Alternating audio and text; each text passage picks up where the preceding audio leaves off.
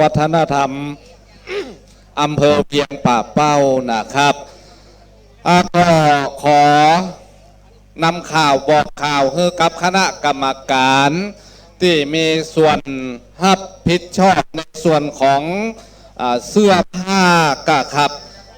เปิ้นมาลงทะเบียนนี้แล้วเขาจะมอบเพื่อเปิ้นจะแจกเพื่อเปิ้นจะได้นะครับกับผมก็ขอนำเรียนเพื่อกับคณะกรรมการที่ได้มอบหมายขอมา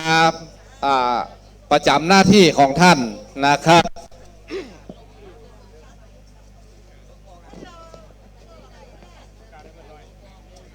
ฮะโอ้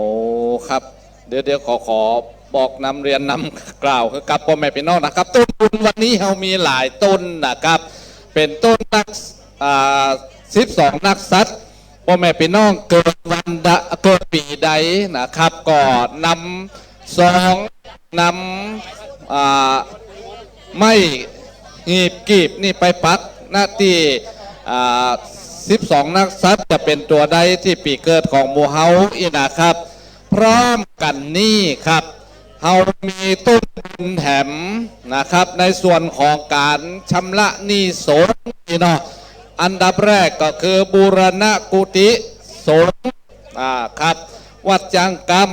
อันที่สองบำรุงสถานีเพื่อพระพุทธศาสนาอันดับที่สามพ่อแม่พี่น้องมีจิตศรัทธา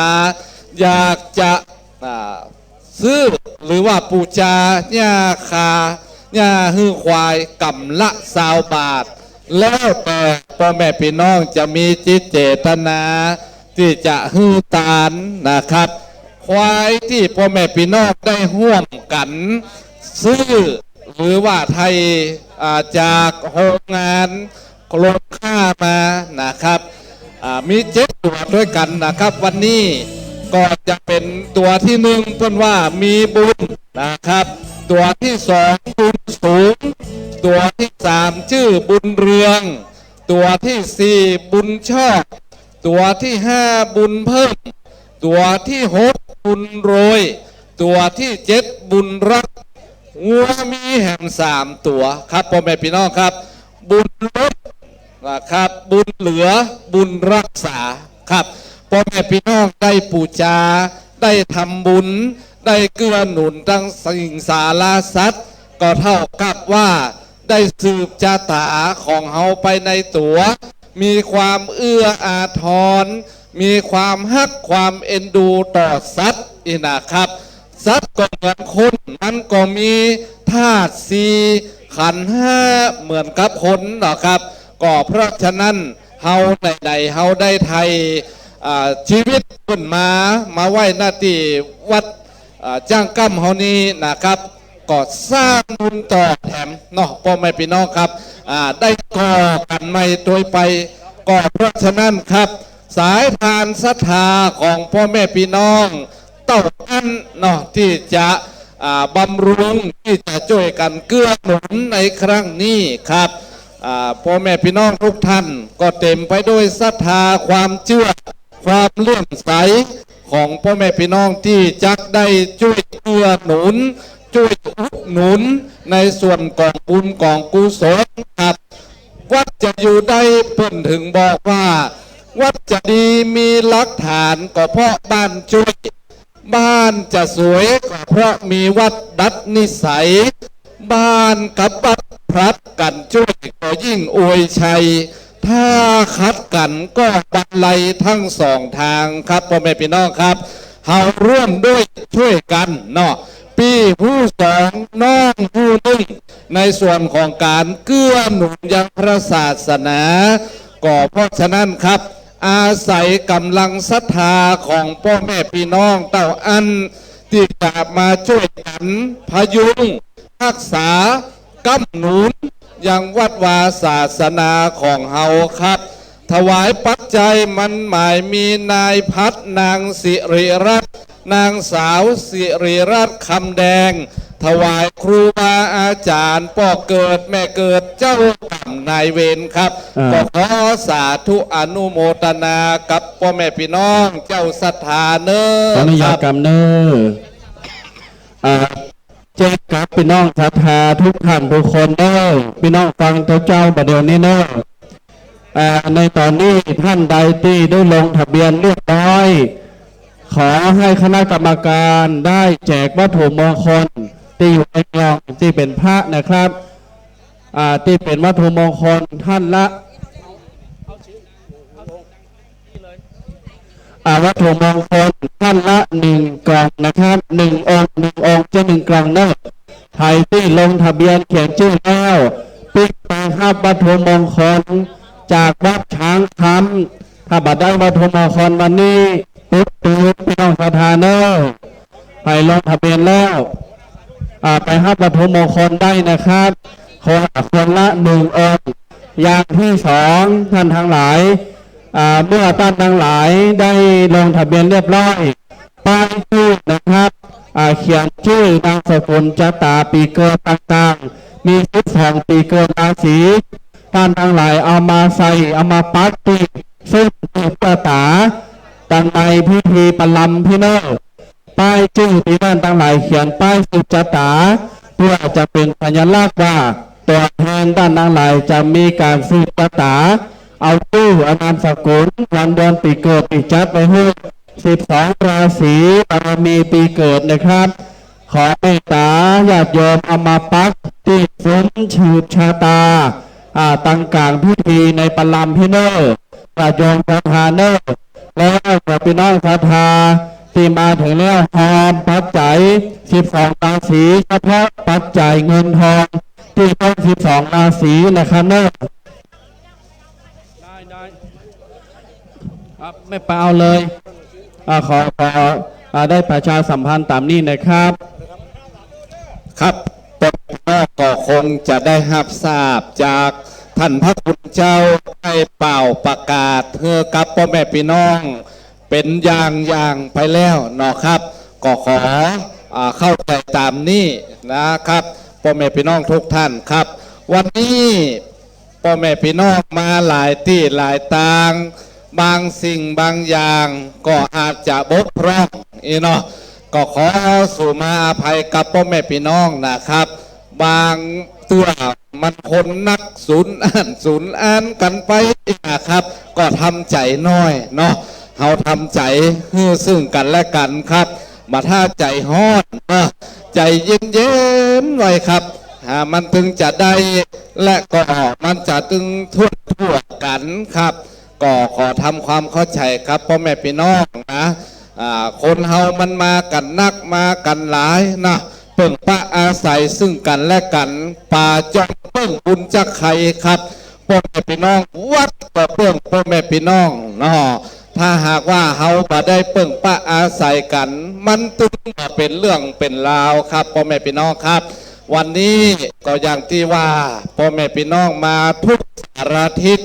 มามาพบกันตรงนี้มาสร้างบุญกุศลด้วยกันสร้างบารมีให้แก่กาสร้างบุญทั่วหน้าตัวกันครับบอกว่าเชียงใหม่เชียงรายลำปูนลำปางแป่น่านพะเยามาตัวกันหมดครับวันนี้พ่อแม่พี่น้องมาพร้อมหน้าพร้อมตากันเฮาได้เกิดมาในภาวะชาติใดก็จักได้พบปะยังพระศาสนาจักได้เป็นบริวารห่วมกันครับพ่อแม่พี่น้องครับผมได้นำเรียนกับพ่อแม่พี่น้องตะกี้ว่าเฮามีกองบุญกองกุศลหลายอันหลายอย่างนะครับพ่อแม่พี่น้องครับแต่ทางนี้และทางนั้นบัดได้ว่าเอาบุญกุศลมาเป็นเครื่องหลอกล่อหรือเอามาบีบเค้นครับพ่อแม่พี่น้องคณะสถานนะครับหาได้ไหมเนาะก็ทางนี้และทางนั้นเฮามาครั้งหนึ่งครั้งเดียวก็ให้มันได้กุ้มอันหลายอย่างครับพ่อแม่พี่น้องครับก็จะมีต้นในส่วนของปีเกิดพ่อแม่พี่น้องใครเกิดปีใด ก็มาเอาซองใส่ซองแล้วเอาไม้ไปกีบไปปักไว้ตีปีเกิดเขาแล้วก็ยังมีต้นบุญแหม3 ต้นตัวกันนะครับ ก็คือบูรณะกุฏิสงฆ์วัดจ้างกั้มนะครับ มันซึกหรอมันคล่ำคร่าไปนะครับ สิ่งปลูกสร้างถาวรและวัตถุของวัดของวามันก็ย่อมเป็นการที่ชำรุดทรุดโทรมไปได้ เพราะฉะนั้นเฮาก็จะต้องช่วยกันทนุบำรุงพัฒนาให้ดีให้มั่นคงเหมือนเก่าครับ ก็เพราะว่ามันเป็นสังขารเนาะบ่มันบ่เที่ยงหู้ควงเหยี่ยงไปมาหู้ชราเท่าแก่ครับพ่อแม่พี่น้องครับแหมส่วนหนึ่งบำรุงสถานีเพื่อพระพุทธศาสนา ถ้าหากว่าเฮาบ่มีวิทยุนี่เฮาก็ได้หู้ข่าวกันนะครับ เพียงแต่ไลน์เพียงแต่โทรศัพท์บางตัวบางผู้บางท่านบ่มีมันก็เลยบ่ได้หู้นะครับ อันที่สามครับอันที่สามเฮาขอมีความเอื้ออาทรต่อสัตว์ที่เฮาได้ไทยมาจากสถานที่เพิ่นจะขาย หรือที่โรงฆ่าสัตว์มาโพดอายุของสัตว์นั่นก็คือควายนะครับบัดเดี๋ยวนี้ต่างวัดได้จัดโดยคณะกรรมการครับได้จัดหญ้าไว้ให้กับพ่อแม่พี่น้องได้ปูชาเอาไปให้สัตว์ได้กินได้บริโภคพี่น้องกำละ20 บาทบาได้มีการที่บังคับนะครับ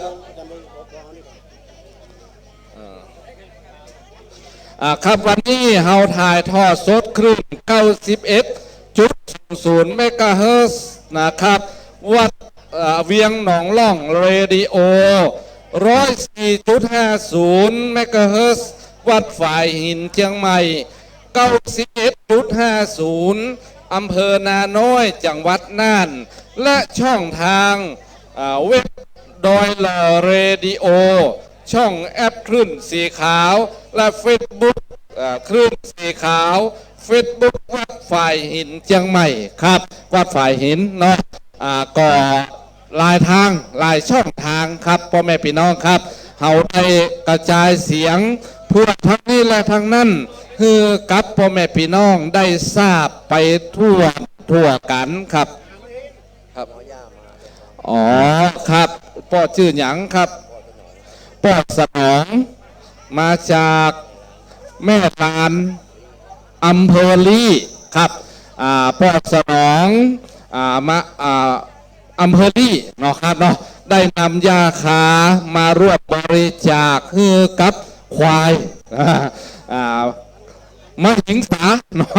มหิงสาควายครับหน้าที่บริเวณนี้แล้วนะครับก็ขอบุญกุศลได้ส่งให้กระปอดได้มีอายุมั่นยืนยาวเหมือนกระปอดได้สืบต่ออายุสัตว์คือได้พ้นจากพยันอันตรายมีอายุมั่นขวัญยืนเนปอนเนอครับเอาไว้ตรงไหนวะยาวครับวันนี้ก็อย่างที่ได้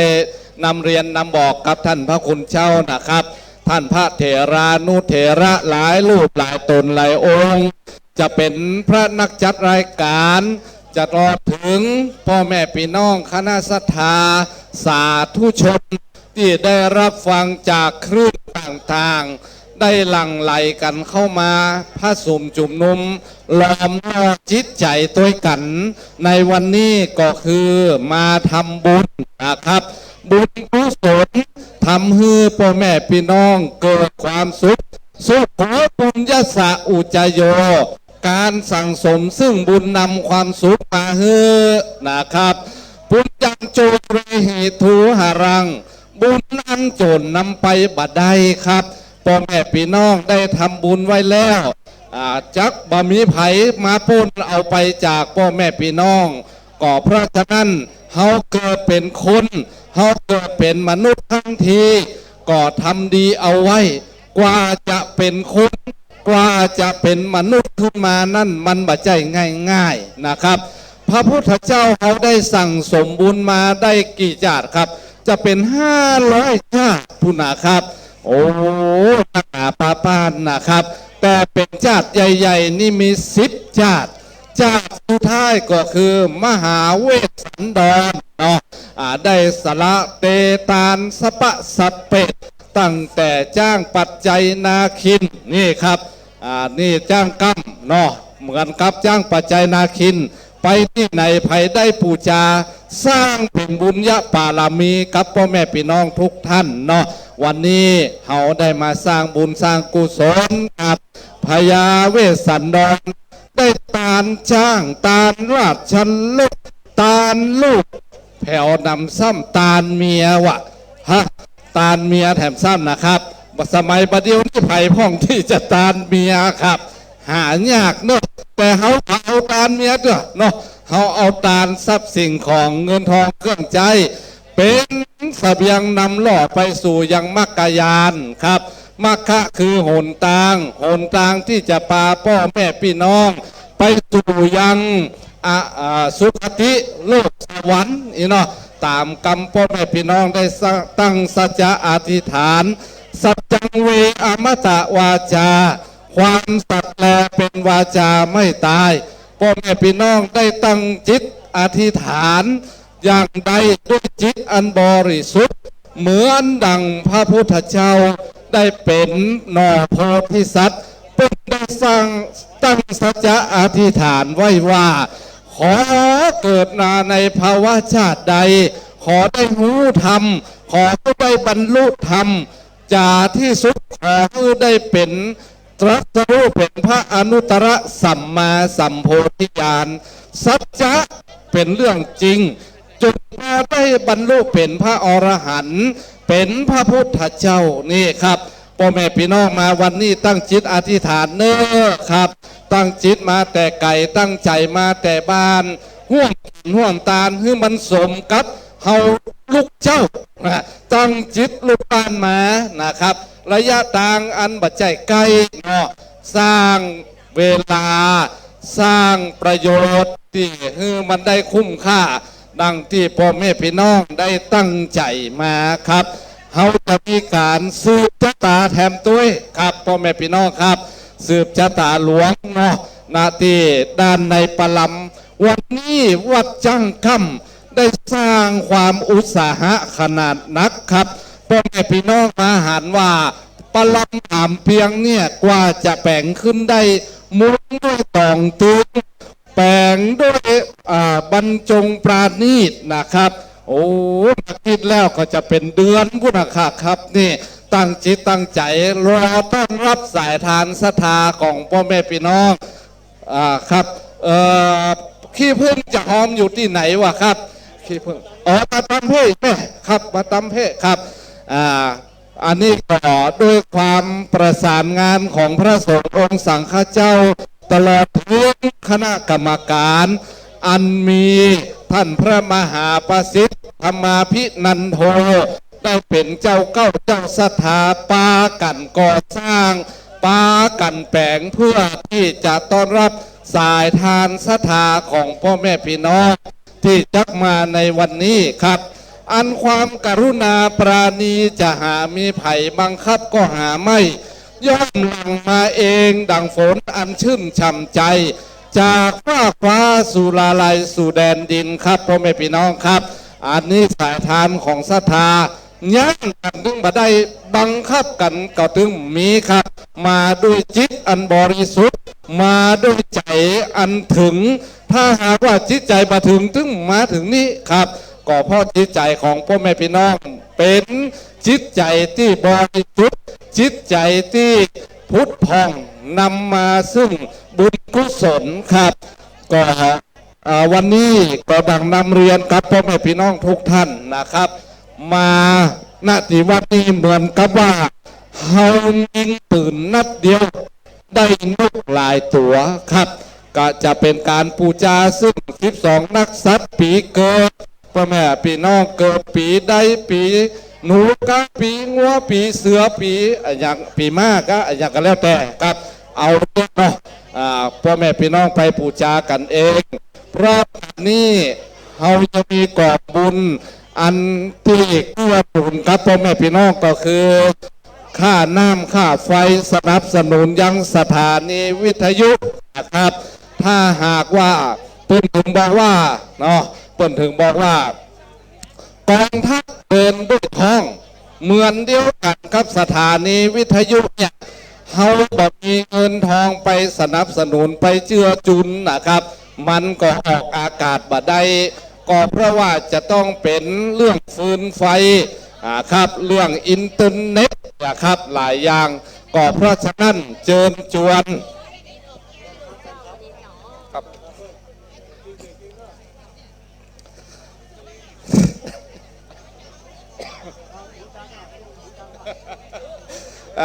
ครับพ่อแม่พี่น้องครับเราช่วยกันเนาะสนับสนุนอันละเล็กอันละน้อยเหมือนกับน้ำตกจากบนฟ้ามาตกใส่กะลาน้อยๆทีละหยดที่มันเต็มฉันใดครับก็เหมือนกับบุญกุศลหรือน้ำจิตน้ำใจของพ่อแม่พี่น้องช่วยกันผลักดันคือก็เกิดซึ่งความเต็มหม้อเต็มไหก็ฉันนั่นครับแม่น้ำแม่ใหญ่จะใหญ่ขึ้นได้อย่างใดก็เกิดจากแม่น้ำสาขาครับถ้าหากว่าบ่มีแม่น้ำสาขาแม่น้ำใหญ่ก็จะบ่มีเหมือนเดียวกันครับความสำเร็จมันจะอยู่ที่พ่อแม่พี่น้องร่วมกายทานศรัทธาคนละเล็กคนละน้อยเนาะจะหอมนักก็บอกว่าหอมน้อยก็บอกว่าเนาะจะหอม500ก็ตามจะฮื้อมันงาม1,000ก็ได้เนาะแล้วแต่ศรัทธาของพ่อแม่พี่น้องทุกท่านครับวันนี้ขอบคุณแฟนครับชมรมน้อยหนานครับได้มากันอุณาฟ้าข้างครับที่ได้ฟังจากสถานีวิทยุคลื่น91.00 เมกะเฮิรตซ์ในรายการชมรมน้อยหนานสภาวัฒนธรรมอำเภอเวียงป่าเป้าครับร่วมทำบุญหล่อเตียนเข้าพรรษาหมายมีแม่ศิรบุตรศิริปาแม่ทองใบสันโรงพิมพ์ครับบ้านปากทางเจริญตำบลดอยหล่อ100 บาททำบุญหล่อเตรียมเข้าพรรษาแม่ฟองจันทร์ศิริปาบ้านปากทางเจริญตำบลดอยหล่อ100 บาทสาธุอนุโมทนาในกุศลเจตนาของท่านเนอครับแม่สุนันพิมพ์อุ่นอารมณ์ดอยหล่อมาฮับเอาวัตถุมงคลแล้วกาอีแม่ครับมาฮับเอาเห็นเนอต่างคณะกรรมการเพิ่นบอกว่านะครับครับพ่อแม่พี่น้องครับช่วงนี้ก่อนที่จะมีการรอเตียนเฮาก็มีการโมทานาบุญตัวกันเนาะบ่บอกก็บ่ฮู้บ่อู้บ่ได้ยินครับจำเป็นที่จะต้องบอกจำเป็นที่จะต้องอู้นะจะไปคิดว่าโอ้หมูโคตรนี่อย่ามาปักแบบอยู่พันอีนะอีแม่แม่บุญตาสีเรือนบ้านร่องช้างหอม100 บาทสาธุอนุโมทนาเนออีแม่เนอตุลุงครับตุลุงเปิ่นหอมมานี่ครับ100 บาทครับสาธุอนุโมทนาครับพ่อแม่พี่น้องได้ทำบุญทำทานมานะครับก็ขอให้ได้เอาคุณพระพุทธคุณพระธรรมคุณพระสงฆ์พระผมตั้งเจ้ากู้หัวตัวคน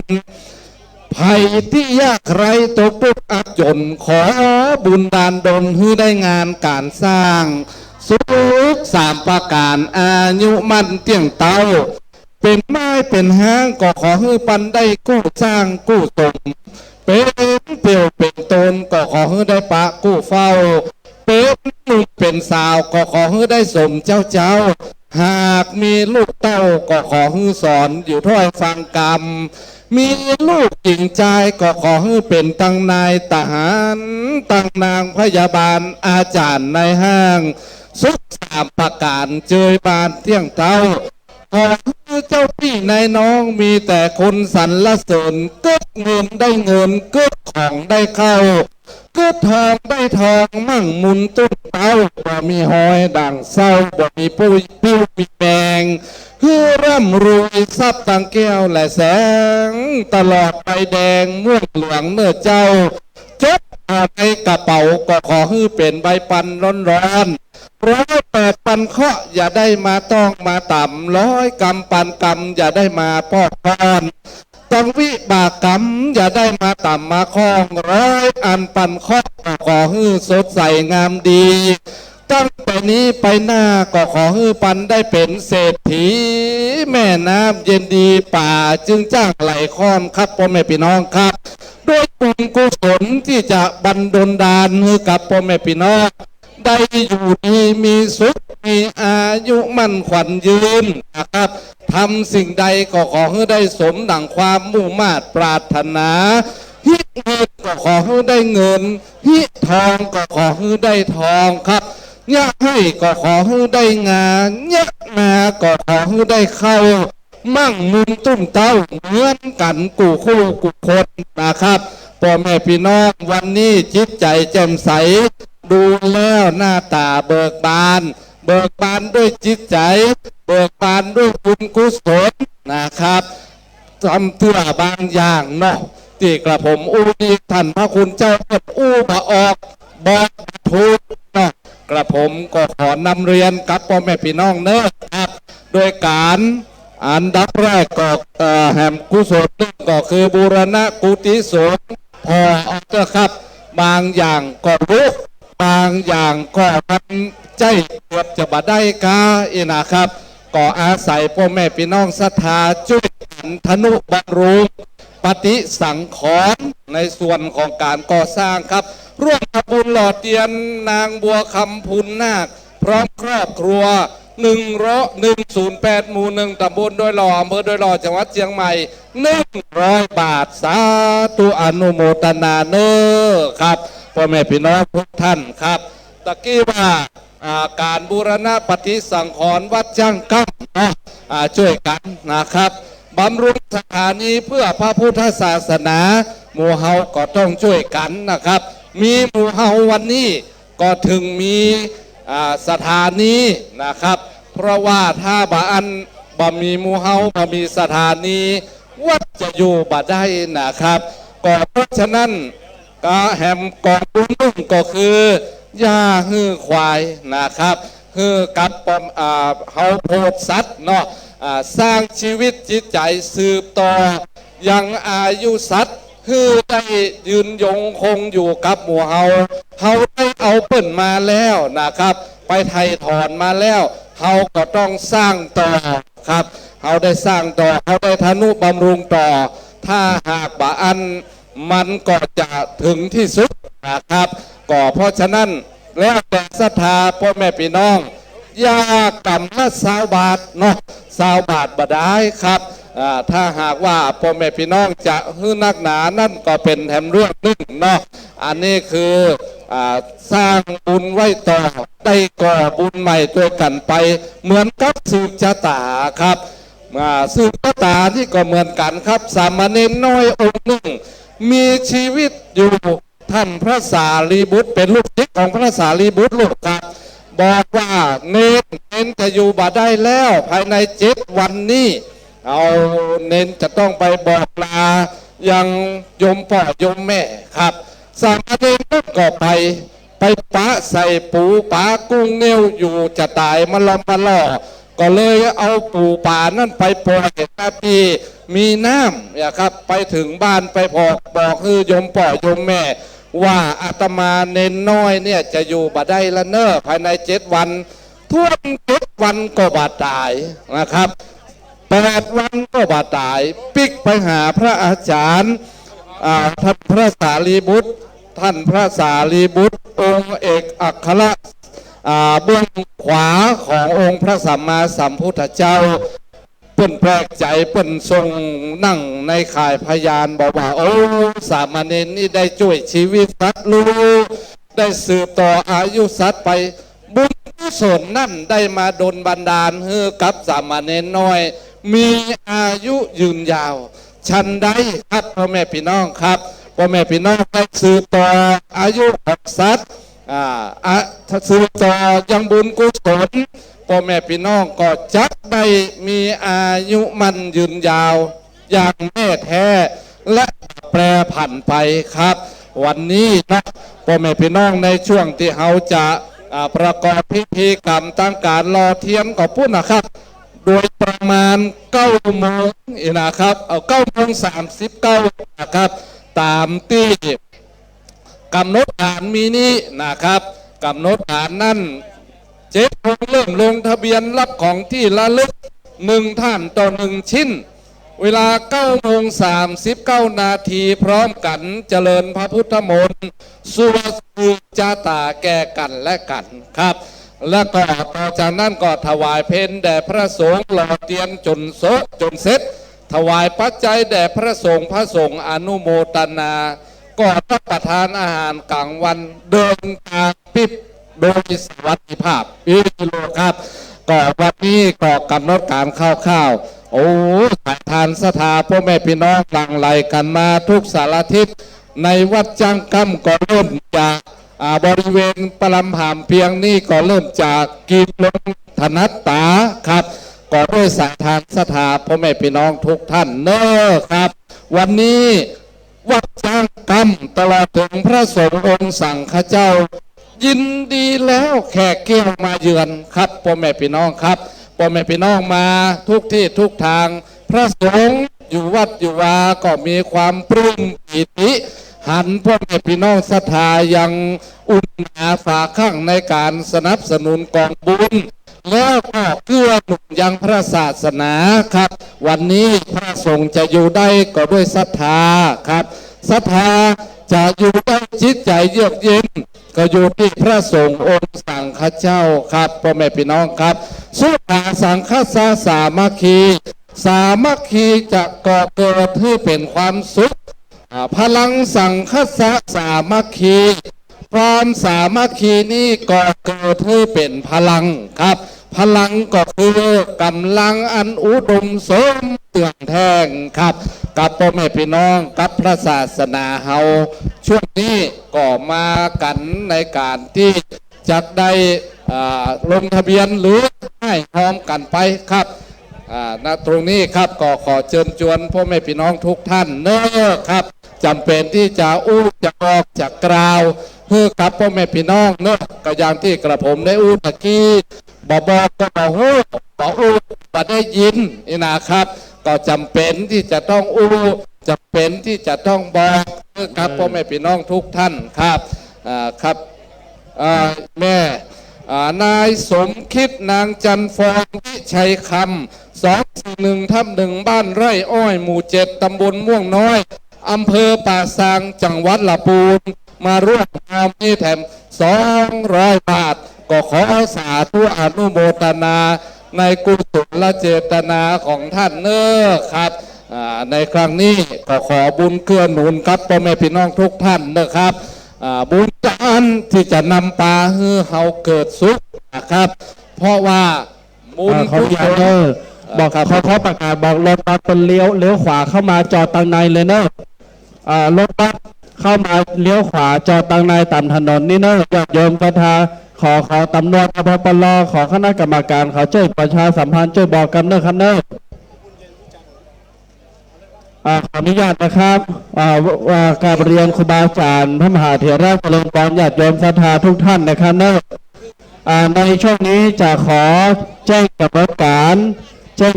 ารสักครู่นึงเนอะญาติโยมเนอะตอนนี้เวลา8:30นะครับก่อนที่จะได้เริ่มประกอบพิธีทางศาสนาเวลา9:39อันปนานขอประกาศให้รถบัสเข้าหน้าวัดนี่บ่ได้เนอะขอมาเข้าตังถนนตังหลังปุ๊บรถเข้าตังประตูตังหลังวัดปุ้นเนอะครับไปตังหงเฮียนก็ครับที่นี่เข้าบ่ได้นะครับเอาไปจอดในหงเฮียนเนอะเอาไปจอดในหงเฮียนครับรถบัสเนาะขอความกรุณาจากท่านเนอะครับขออนุโมทนาบุญกับพ่อบุญทรงแม่คำปันทยกันครับ 115บ้านม่วงต้นพึ่งหมู่8ตำบลบ้านแป้นอำเภอเมืองจังหวัดลำพูนร่วมในการทำบุญ100 บาทสาธุอนุโมทนาเนอครับในกุศลเจตนาของพ่อแม่พี่น้องได้มาร่วมหอมมาร่วมทำบุญด้วยกันครับวันนี้ตานก๋วยเนาะตานก๋วยตัวยกันครับทำบุญไปเตอะจากบ่อสูนลายจากสุขสบายต่อเต้ากุมเท่า ขออนุญาตนะครับเนอร์บนานเนอร์แป๊บเดี๋ยวนอ ครับ ญาติโยมศรัทธาสาธุชนตั้งหลาย ก่อนที่จะประกอบพิธีสืบชะตา9:39นะครับวันนี้ตามที่ตุ้ลุงนันเนาะโฆษกเสียงทองทุเจ้ายองได้แจ้งไปตอนเจ้าจะมีการแสดงศิลปวัฒนธรรมนั้นก็คือการแสดงฟ้อนเปิดงาน โดยการฟ้อนขันดอกเนอร์โดยนักเรียนโรงเรียนวัดช้างคำเพราะฉะนั้นแล้วสักครู่หนึ่งเวลา9 โมง9 โมงตรงจะได้เริ่มพิธีเปิดญาติโยมศรัทธาที่มาแล้วก็เข้ามานั่งแล้วมาพอเป็นกำลังใจให้ละเอ็กละอ่อนหงเฮียนวัดจังกรรมวันนี้ลูกศิษย์ท่านอาจารย์พระมหาประสิทธิ์จะได้ฟ้อนเปิดงานแหม10 กว่านาทีไปหน้าเนอนักเรียนก็เตรียมตั๋วนะครับนอกตลอดจนถึงแม่บ้านที่จะทำการแสดงก็เตรียมตั๋วจะได้เรียงกันเป็นชุดเลยนะครับเพราะฉะนั้นอยากยอมศรัทธาที่หอมแล้วขจายมานั่งเก้าอี้เนอร์ก็เดียวเราจะมีการฟ้อนเปิดงานฟ้อนถวายครูบาอาจารย์แล้วก็ยื้อกับญาติโยมศรัทธาได้พอได้กอยกันนะครับเนอเพราะฉะนั้นแจ้งกับพี่น้องศรัทธาสาธุชนทุกท่านทั้งหลายเอาซองเอาจตานะครับจตาปีเกิดพร้อมปัจจัยมาสืบจตาได้ตีซุ้มจตาเอามาปักตีซุ้มจตานะครับเนอเอามาปักตีซุ้มจตาได้นะครับแล้วก็ญาติโยมวันนี้จะหันว่าสืบจตาไม่มีได้สายศีลยองบนหัวแต่ว่าจะเป็นจุ่มเป็นก้อนใหญ่เลยญาติโยมจะได้นั่งรวมกันเป็นโมอันมันจะลุงลังเบิ้งถ้าแล้วตัวเจ้าอายุวันโนสุขังพลังปดถ้ามันย้อยนี่ตั้นทั้งหลายจะลูกกันตื้นแม่ประนานเนอเพราะฉะนั้นแล้วขอเมตตาประชาสัมพันธ์9 โมงจะทำการแสดงพิธีเปิดญาติโยมศรัทธาที่หลั่งไหลมาก็หอมได้เรื่อยๆแต่ญาติโยมศรัทธาที่หอมแล้วขอเมตตามานั่งตามเก้าอี้นะครับน้อครับผมครับมาแล้วครับสายบุญของพ่อบุญเย็นวิชาเถินตังเวียงป่าเป้าเนาะพร้อมกับแผ่นหลายคณะครับได้มาครับอ๋อครับเดี๋ยวครับหมอบก็คือท่านนะครับครับพ่อแม่พี่น้องที่มาบัดได้กินข้าวเจ้าเข้าง่ายเตื้อยนะครับหลังวิหารวัดจ้างกั้มเนอร์ครับกองทัพเดินด้วยท้องครับพ่อแม่พี่น้องเจิญเนอร์ที่จะได้กินข้าวกินน้ำกันครับในช่วงนี้ผมก็จะมอบไม้นี่ให้กับคณะกรรมการเพื่อนได้โมทนาบุญในส่วนของการที่พ่อแม่พี่น้องได้มาร่วมทำบุญในวันนี้นะครับแม่เขียวขันแก้วบ้านฟ้าหลัง100 บาทนะครับก็ขอสาธุอนุโมทนาเนอร์ครับก็ขอมอบเพื่อท่านเนอร์ครับโอ้สวัสดีนะครับเนาะวันนี้เนอะอันม่วนอกม่วนใจนะครับได้ยินพิธีกรเป็นหวานนะครับเนาะเอาละครับบรรดาคุณพ่อคุณแม่ที่เคารพทุกท่านนะครับตอนนี้ขึ้นสีขาวชาวประชาชนก็มาถึงแล้วนะครับฮะของซัมรุ่ยว่ะฮะกระเดียวเป็นพระเนาะแล้วก็เป็นอันนี้รักษาคือดีนะไหมเนอะไปรถไปร้านน้ำตาหุ่นจางนี่ปลอดภัยพยันตรายเนอะขี่รถไปเฮี้ยวเกินไปถ้า100 สาวนี่ใครไว้ใจเนอะถ้า50 40นี่พอดีครับอันนี้อนุโมทนาตัวอันนี้ก่อนนายมิตรนะครับนางจันนอคำบ้านสันหินรอเตน100 บาทอนุโมทนาตัวนะครับเนอะครับอันนี้ก็นางแสงกุลบนทองรัตน์อันนี้ก็ร่วมทำบุญนะครับเนาะอันนี้รอเตียนนะครับเนอะอันนี้ขออนุโมทนาตัวนะครับเนอะอันนี้ก็นางสมนะครับบุญสมปัญญาพร้อมครอบครัวทำ100 บาทบ้านสันหินนะครับฝ้าหลังนะครับขออนุโมทนาบุญกินมุตาที่พวกเอ๋ยสร้างบุญบารมีไปเตอะตกน้ำอะไรตกไฟไหม้วันนี้ก็ขออนุโมทนาขอบคุณบรรดาสาธุชนหลายพ่อแม่ที่เคารพทุกท่าน ที่ได้ตั้งจิตแต่ไก่ตั้งใจแต่บ้านได้มาร่วมทำบุญที่วัดจังกรรมวันนี้กับในนามของท่านมหาประสิทธิ์นะครับธรรมาภินันโทกระต่ายครับโอ้โหกระต่ายกระเด็นไปเนอะปีเป้าปีเมาดอกครับเนาะครับอันนี้สำหรับกระต่ายมีไหนเฮ้นี่พ่อเอามาเดียวเนาะเอาละครับเนาะโอ้แบ่งปันครับบ่โอ้ก็เดียวพี่เอ๋ยแรงปันอาจารย์สมาเพื่อนขอแรกแบ่งปันหน่อยวันนี้อยู่ในตู้เนี่ยครับเนาะครับอันนี้ก็ปีเกิด12 ราศีนะครับเนาะปีใจพึ่งหนูปู่จาพระราชเจ้าจอมทองสถานแห่งนี้บ่มีหมอนมองอำเภอจอมทองเจียงใหม่แก้วกว้างปีเป้าพุ่มโบบุญโตได้สร้างจุธาตุลำปางใหญ่นักอำเภอก็คาขจาจีจักนครห้องเขรางปียีน้าเนื้อเพิ่งเสือทหารกระตองน้ำคางเสียงรังรันกองโอ้อันนี้ก็แม่กนกรุ่งทำครับมาวัดนะครับเนาะร่วมทำบุญถวายไปภาคหน้าร่วมทำบุญรอเตียนพรรษาจำนวน200 บาทอนุโมทนาตัวนะครับเนาะป้อทอนแม่ทองศักเสาทำบุญรอเตียนพรรษาทำบุญ100 บาทขออนุโมทนาตัวนะครับเนออันนี้ก็แม่บัวเงานะครับพัดฟูนะครับทำบุญรอเตียนนะครับ40 บาทอนุโมทนาตัวนะครับเนอครับอันนี้ก็นายสุวิทย์อารีบุตรนะครับเนาะนสปรินุชอาทีอารีมิตรนะครับเนาะทำบุญรอเตียนพรรษาอันนี้อำเภอป่าซางนะครับเนาะครับอันนี้ก็นางบัวเลียวอารีรัตน์นะครับทำบุญรอเตียนพรรษาดงป่าซางเขาอนุโมทนาตัวนะครับบางทีปีเล่ากับปีเล่าราคาตัวมาบอกเนี่ยปีไก่นะไม่เนออนุโมทนาตัวนะครับขอบคุณทั้งหน้าขอบคุณหลายบุญขีมุตาที่พ่อแม่เอ๋ยปกปักอาศัยพ่อแม่ที่ได้มีโอกาสได้เดินทางต่างมาวันนี้นะครับเนอฮะโอ้บัดได้รายการกรรมเดือดสตังคณะกรรมการมีไหนกับบังหูในกันนอเดียวนะบ้านเออโอ้หอมเตียนนะครับเนาะเฮียเสิงเจสมบูรณ์ครับอิสกุลวังนะครับเนาะร่วมทำบุญห่อเตียน40 บาทขออนุโมทนาตัวนะครับเนอะครับโอ้บนกินมุนตาลผู้เอ๋ยไม่เอ๋ย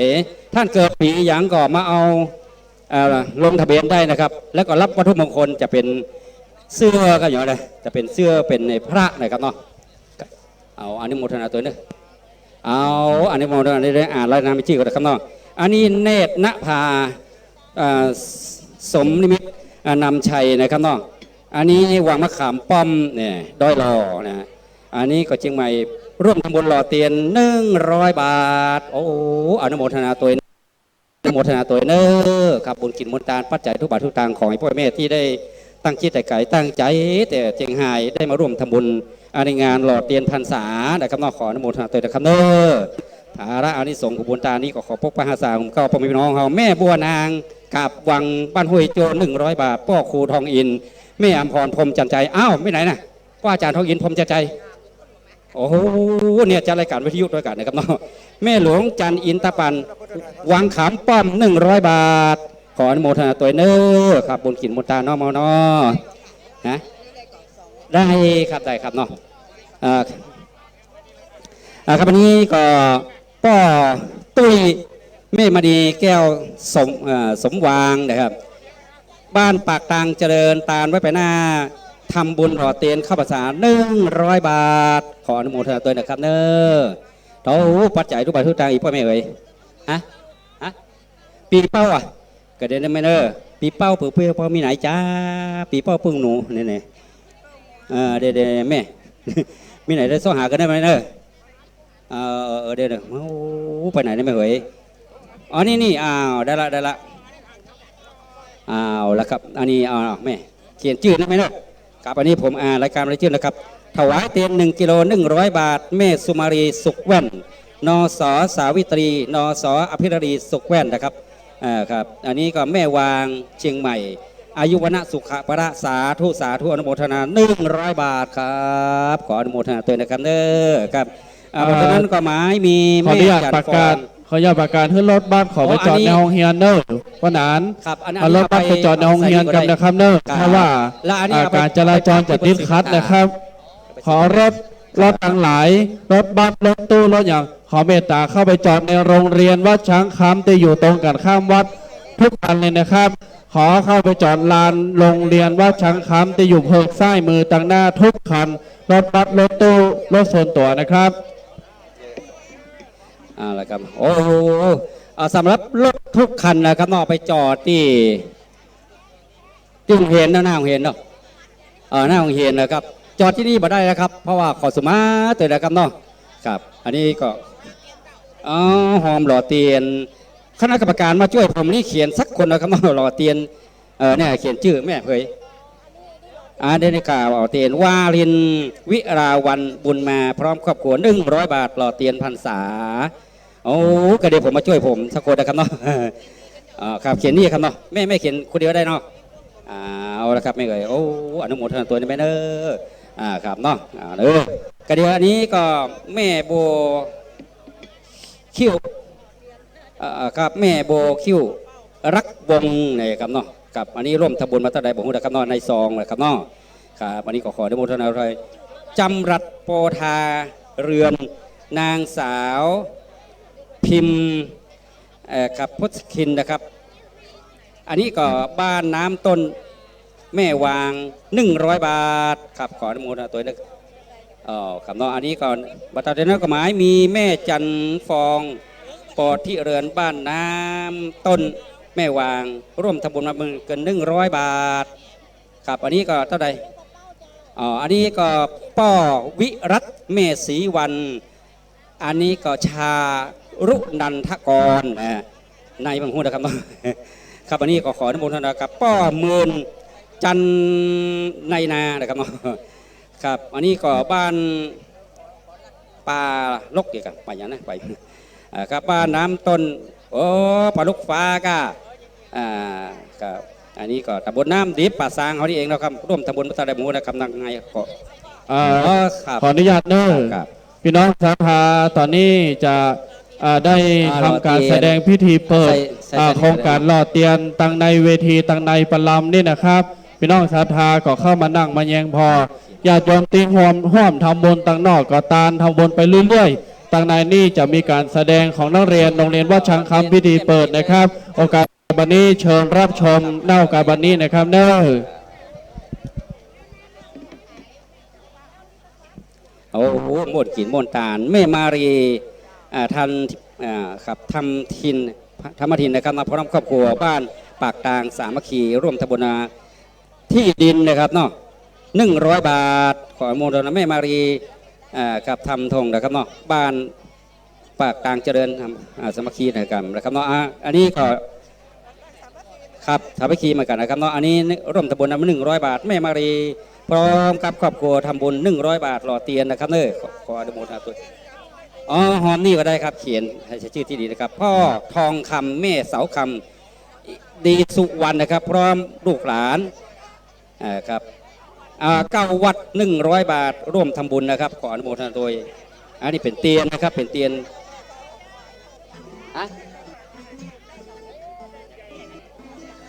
ได้กันนี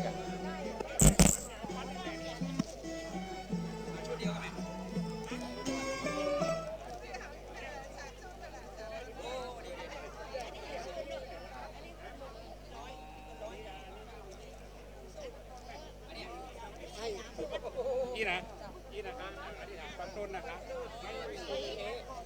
ทำชุดนะ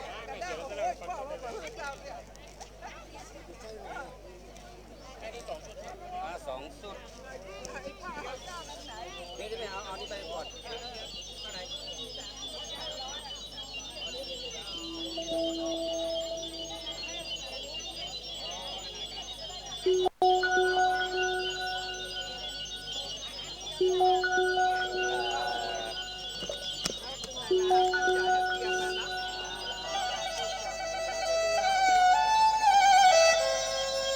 แล้วครับตอนนี้ป้อหนานซอนอัมพาบ้านทุ่งปีไม่วาง100 บาทครับวันนี้ก็นางเกียรติรานางวรัตน์กับที่โรงงานกับตองนะครับ100 บาทครับเนาะกับแล้วก็นายเกศรนางประพรกัญญะอำเภอกับตอง100 บาทนะครับ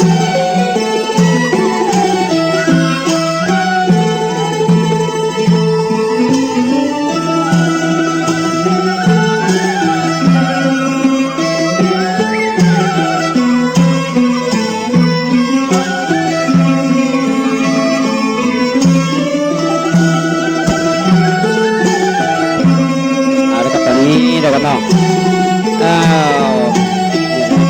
วันธนวันนันทิแสงกับธนาธรนันทิแสงแล้วก็อันนี้ก็บ้านนันทิแสงครับนี่ก็บ้านหลวงจากกำเนิดเชียงใหม่ร่วมทำบุญมาถึงเงิน100 บาทครับขออนุโมทนาด้วยนะครับความเย็น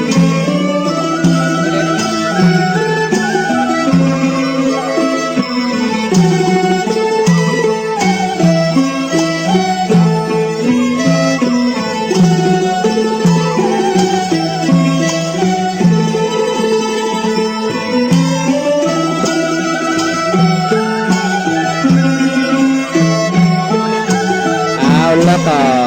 พัสราแม่ตองล่าเนี่ยนะราที่ในการร่วมตำบล50 บาทบ้านสันห่าง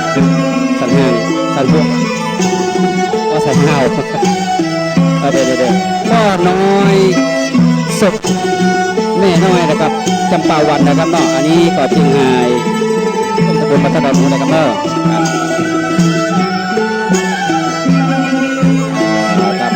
ก็อาหารคมแม่วันเป็นทัสุกเลยครับบ้านวังขับป้อมร่วมตำบล100 บาทครับขออนุโมทนาด้วยนะครับเด้ออันนี้สั่งรับนายสุทัศน์นางอำไพชัยวันบ้าน3 ยอดซอย1บ้านเรือนนะครับเนาะร่วมตำบลมาเป็นเงิน100 บาทหล่อเทียนพรรษาเราก็เดินไม่เด้อกระเดียวพ่อป๋าแม่รัตนาเอกเรื่องนะครับบ้านเรือนป่าสางร่วมตำบล100 บาทครับแม่ขออนุโมทนาแม่โชคดีวะ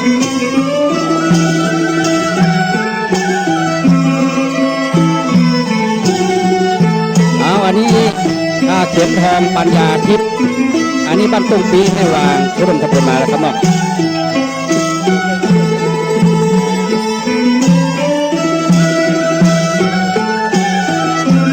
ครับก็ขอกราบนมัสการนะครับพระเถระวิเถระนะครับพระพิสุทธิ์สามเณรนะครับรวมทั้งคณะสัตยานะครับวันนี้ที่วัดช้างคำนะครับก็มีคณะสัตยาจำนวนมากเลยทีเดียวนะครับมาร่วมทำบุญตอนนี้ที่หน้ากองอำนวยการนะครับมาข้ามไปด้วยชาวผู้สีขาวนะครับวันนี้ก็มาลงทะเบียนนะครับรับของที่ระลึกก็เป็นผ้าเครื่องนะครับขอเจ้าหน้าที่นะครับถ้าเรามีเจ้าหน้าที่มาร่วมกันนะครับช่วยประกาศรายชื่ออนุโมทนาบุญนะครับกับคณะสัตยานะครับใจเย็นๆนะครับพี่พ่อแม่นะครับค่อยๆทยอยเข้ามานะครับเรามีของที่ระลึกจำนวนมากนะครับค่อยๆทยอยกันเข้ามาครับในโอกาสนี้นะครับก็จะขอว่าประกาศรายชื่ออนุโมทนาบุญนะครับสำหรับคณะศรัทธาที่ได้ร่วมกันนะครับถวายเพื่อใช้ในกิจการหล่อเทียนพรรษานะครับของวัดช้างคำซึ่งงานหล่อเทียนพรรษานั้นทางคลื่นสีขาวของเราก็จัดมาเป็นระยะเวลา14 ปีติดต่อกันแล้วนะครับแล้วก็ทุกปีเราก็จะนำเทียนพรรษานะครับไปถวายยังพื้นที่ต่างๆวัดต่างๆของภาคเหนือของเรานะครับก็วันนี้เป็นที่น่ายินดีอากาศก็ดีนะครับที่วัดช้างคำแห่งนี้เป็นบรรยากาศที่ดูร่มรื่นนะครับดูร่มรื่นแล้วก็นักศรัทธาก็มาเป็นจำนวนมากเลยทีเดียวนะครับพี่น้องชาวเหนือเชียงใหม่ลำพูนนะครับลำปางเชียงรายแพร่น่านนะครับวันนี้ก็มากันนะครับเดี๋ยวผมขออนุญาตใช้เวลานี้นะครับประกาศรายชื่อกับคณะศรัทธานะครับที่ได้ร่วมบุญในวันนี้นะครับครอบครัวนายใจคำแก้วบุญเรืองนะครับบ้านแสนพรหมนะครับอันนี้อยู่แม่วางนะครับถวายจำนวน40 บาทนะครับแม่จินอินทัดจักรนะครับบ้านดงร่วมทำบุญซื้อที่ดินวัดจ้างคำนะครับจำนวน40 บาทนะครับนางรัตนาพรศรีวิโรจน์ถวายทานไว้ภายหน้าหล่อเทียนนะครับอันนี้เป็นอยู่ที่ดงป่าซางหมู่ที่6ตำบลมะขุนหวานนะครับอำเภอสันป่าตองจังหวัดเชียงใหม่ถวาย1 ซองนะครับหมายมีนะครับพ่อบุญยงทองรัตน์นะครับอยู่ทุ่งปีนะครับเปิ้ลถวาย ทียนจำนวน200 บาทนะครับแม่พรวดีนะครับแม่พรวดีนะครับอันนี้อยู่ทุ่งปีนะครับถวายจำนวน60 บาทนะครับอยู่แม่วางนะครับนายพักพงศ์ศรีวิโรจน์ถวายทานหล่อเทียนไว้ภายหน้าอันนี้เพิ่นอยู่ที่ดงป่าซางสันป่าตองจำนวน1 ซองนะครับแม่มาลีสุคันธวงศ์นะครับบ้านห้องหลวงร่วมถวาย100 บาทนะครับพ่อบุญศรีแม่วันดีปาทายะบ้านสันมะเก็ดนะครับร่วมทำบุญหล่อเทียนวัดช้างคำนะครับพร้อมครอบครัวถวาย200 บาทนะครับสำหรับท่านที่จะร่วมถวายเทียนนะครับที่มีซองมาแล้วก็นำมาที่ด้านหน้าได้เลยนะครับได้ตรงนี้เลยนะครับแม่ครับก็จะได้ประกาศอนุโมทนาบุญกันไปเรื่อยๆนะครับหมายมีนะครับแม่อุไรดวงใจบ้านสีเตี้ยนะครับร่วมถวายเทียนนะครับจำนวน100 บาทนะครับแม่จันทาสิริลำปางพร้อมครอบครัวนะครับบ้านสีเตี้ยร่วมทำบุญ100 บาทนะครับแม่จอมแก้วเชื้อวิญญาณพร้อมครอบครัวนะครับร่วมถวาย20 บาทนะครับคุณเข็มทองปัญญาทิพย์นะครับ42 หมู่ 5 ตำบลทุ่งปีอำเภอแม่วางจำนวน1 ซองนะครับแม่อินกิตติจัดนะครับกิตติจิตนะครับพร้อมครอบครัวร่วมถวาย20 บาทนะครับนายปุกเลนนะครับนางจันทาสอนศรีนุสรนะครับ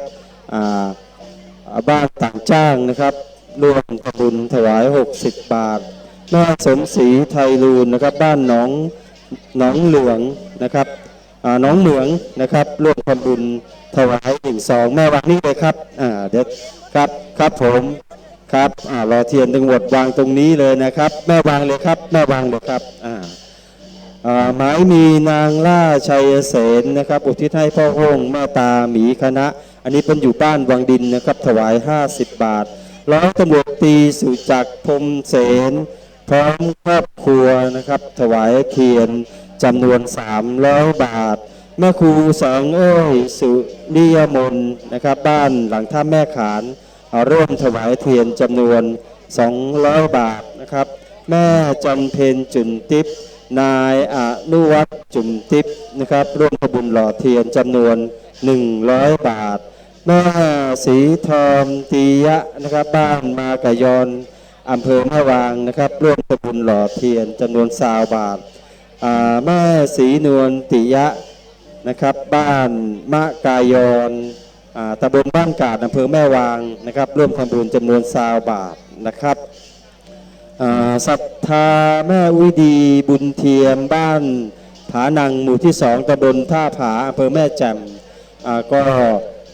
จังหวัดเชียงใหม่นะครับร่วมบำรุงสถานีและก็หล่อเทียนนะครับเปิ้นถวายมา 1,000 บาทนะครับก็แบ่งเป็นค่าน้ำค่าไฟ500 บาทนะครับถวายเทียนแถม500 บาทนะครับพ่ออินทร์แม่บุญรัตน์สมจะนะครับบ้านสายมูลตำบลแม่ก้าสันป่าตองร่วมถวาย100 บาทนะครับครอบครัวแม่อวนกรมหลวงนะครับนายสาครกรมหลวง25 บ้านเรือนหมู่ที่3ตำบลบ้านเรือนอำเภอป่าซางจังหวัดลำพูนร่วมถวาย1 ซองคุณวลีพรหมจันทร์นันทพรพรหมจันทร์ทีทพันธ์พรหมจันทร์ร่วมถวายเทียนจำนวน50 บาทนะครับแม่สุพินวงเลิศนะครับ28 วังขามป้อมตำบลเดลออำเภอเดลอจังหวัดเชียงใหม่นะครับร่วมถวายเทียน100 บาทแม่อุยวันนาพิลมนะครับร่วมทำบุญหล่อเทียนจำนวน20 บาทอันนี้เป็นอยู่ที่เวียงป่าเป้านะครับแม่อุยแก้วเกืองพัฒนานะครับบ้านสันสลี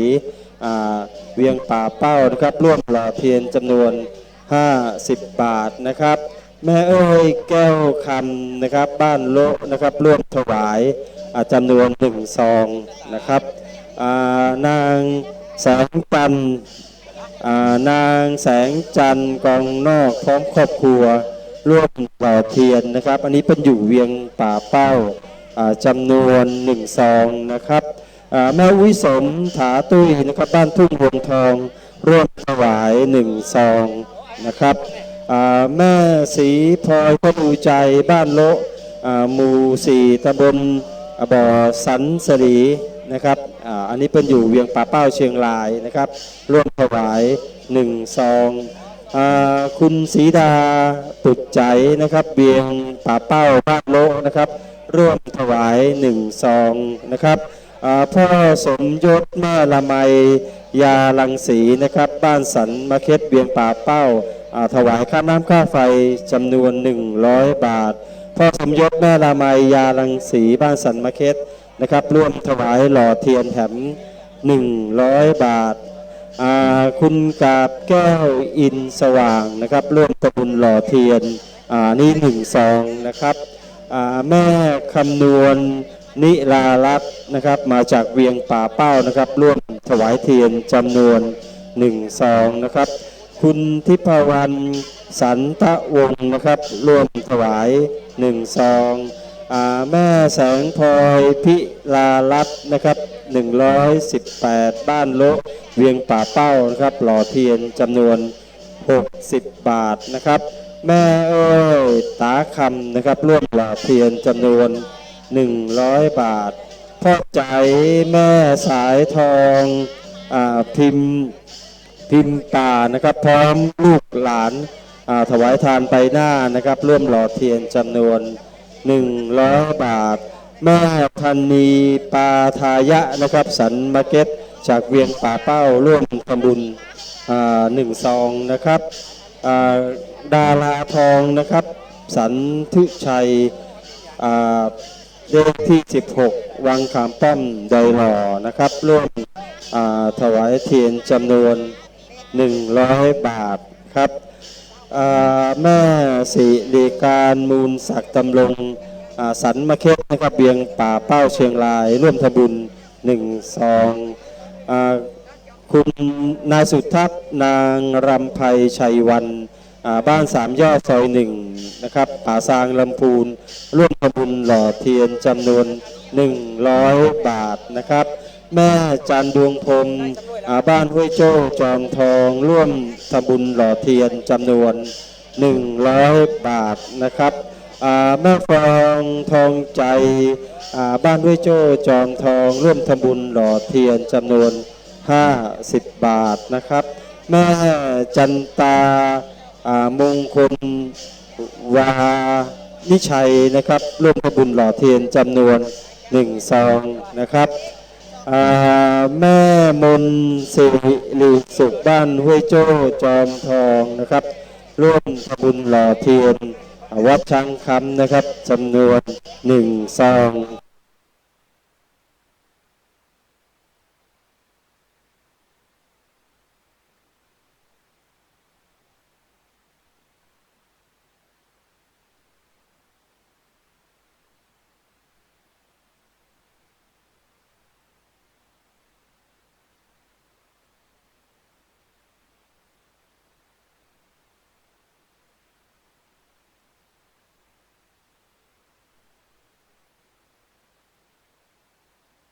นะครับ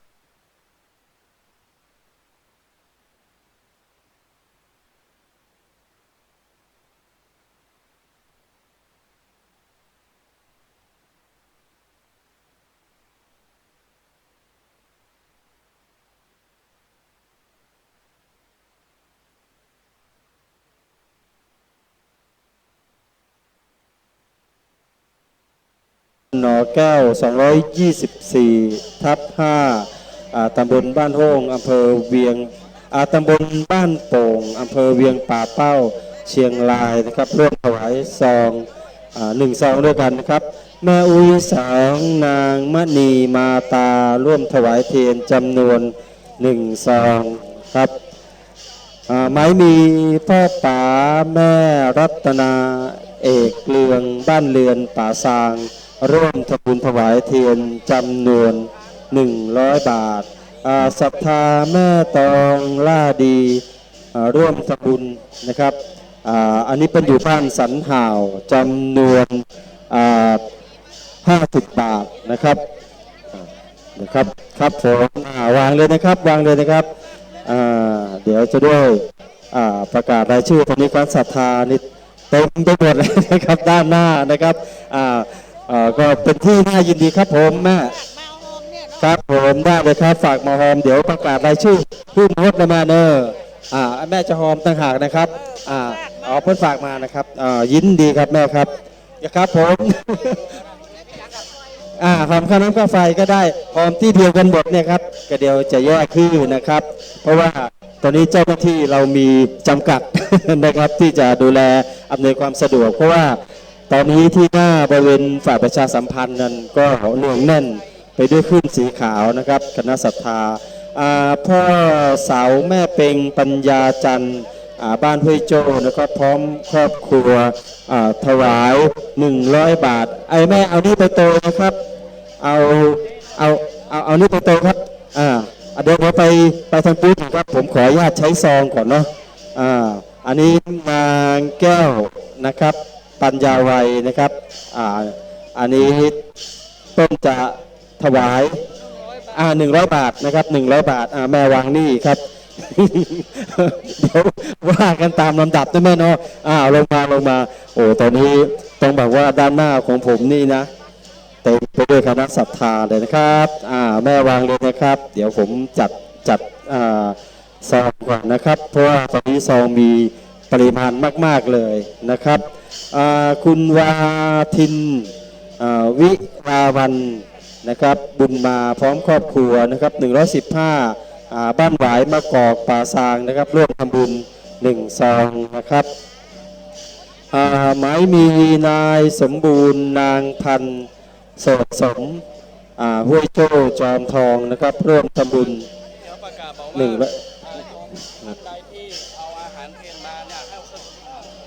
ท่านใดนะครับคณะศรัทธาท่านใดที่นำอาหารเพลมานะครับเพื่อที่ถวายให้ขึ้นไปที่ศาลาเลยนะครับไปรวมกันที่ศาลาเลยนะครับสำหรับคณะศรัทธาที่มีความประสงค์จะถวายเพลนะครับนำอาหารเพลที่จะถวายแด่พระภิกษุสงฆ์ก็เชิญนำไปไว้ที่ศาลาเลยนะครับหมายมีนางสุปินนะครับ94ห้วยโจ้ศพเตี้ยจำทองร่วมทำบุญจำนวน100 บาทนะครับหมายมีแม่เรือนคำแก้วคำมีถวายทางไปหน้านะครับร่วมห่อเทียนจำนวน1 ซองนะครับพ่อบุญปันแม่จันทิพย์ทองน้อยบ้านเหล่าพระเจ้าตาเขียวนะครับร่วมทำบุญ100 บาทนะครับแม่มูลตุ้ยสมุทรนะครับบ้านสันมาเค็ดร่วมทำบุญจำนวน1 ซองนะครับอันนี้เป็นตำหอมนะครับบ้านเหล่าพระเจ้าตาเขียวร่วมถวายเทียนจำนวน1 ซองนางสาวนันลินีวงสุวรรณนะครับพร้อมครอบครัวร่วมถวายจำนวน1 ซองนะครับพ่อนิดลือชัยบ้านหนองหมูนะครับร่วมถวาย1 ซองแม่สองเมืองพรหมมาพร้อมครอบครัวนะครับถวายเทียนพรรษานะครับบ้านห้วยโจ้จำนวน1 ซองนางยุพินอินตะรักษานะครับเป็นค่าน้ำค่าไฟบ้านต้นงิ้วถวาย1 ซองแม่บุญมาบุญเถาบ้านแม่ขจารนะครับเบียงป่าเป้าร่วมถวาย100 บาทนายมานัดใจพรมนะครับค่าน้ำค่าไฟจากป่าลกฟ้านะครับจำนวน100 บาทนะครับนางเกียงคำนะครับบ้านห้วยโจ้ร่วมถวาย20 บาทนะครับใจเย็นๆนะครับใจเย็นๆ9 วัดยังเหลือต้องยังแม่เก็บไว้ก่อนเนาะ9 วัดนี้จะถวายในวันที่21เนาะจะเดินทางเราจะเดินทางร่วมกันนะครับไปวันที่21นะครับนะครับวางนี่เลยครับแม่ครับ ประเดี๋ยวนี้ตั้งหน้าผมเนี่ยมัน นะครับวุ่นวายพอสมควรไม่เป็นไรนะครับร่วมบุญกันสนุกสนานแบบนี้นะครับก็คณะสงฆ์ก็ยินดีนะครับมีความยินดีเดี๋ยวผมขออนุญาตทางด้านหน้าผมนี่แทบจะไม่มีที่วางซองแล้วนะครับสมมานะครับ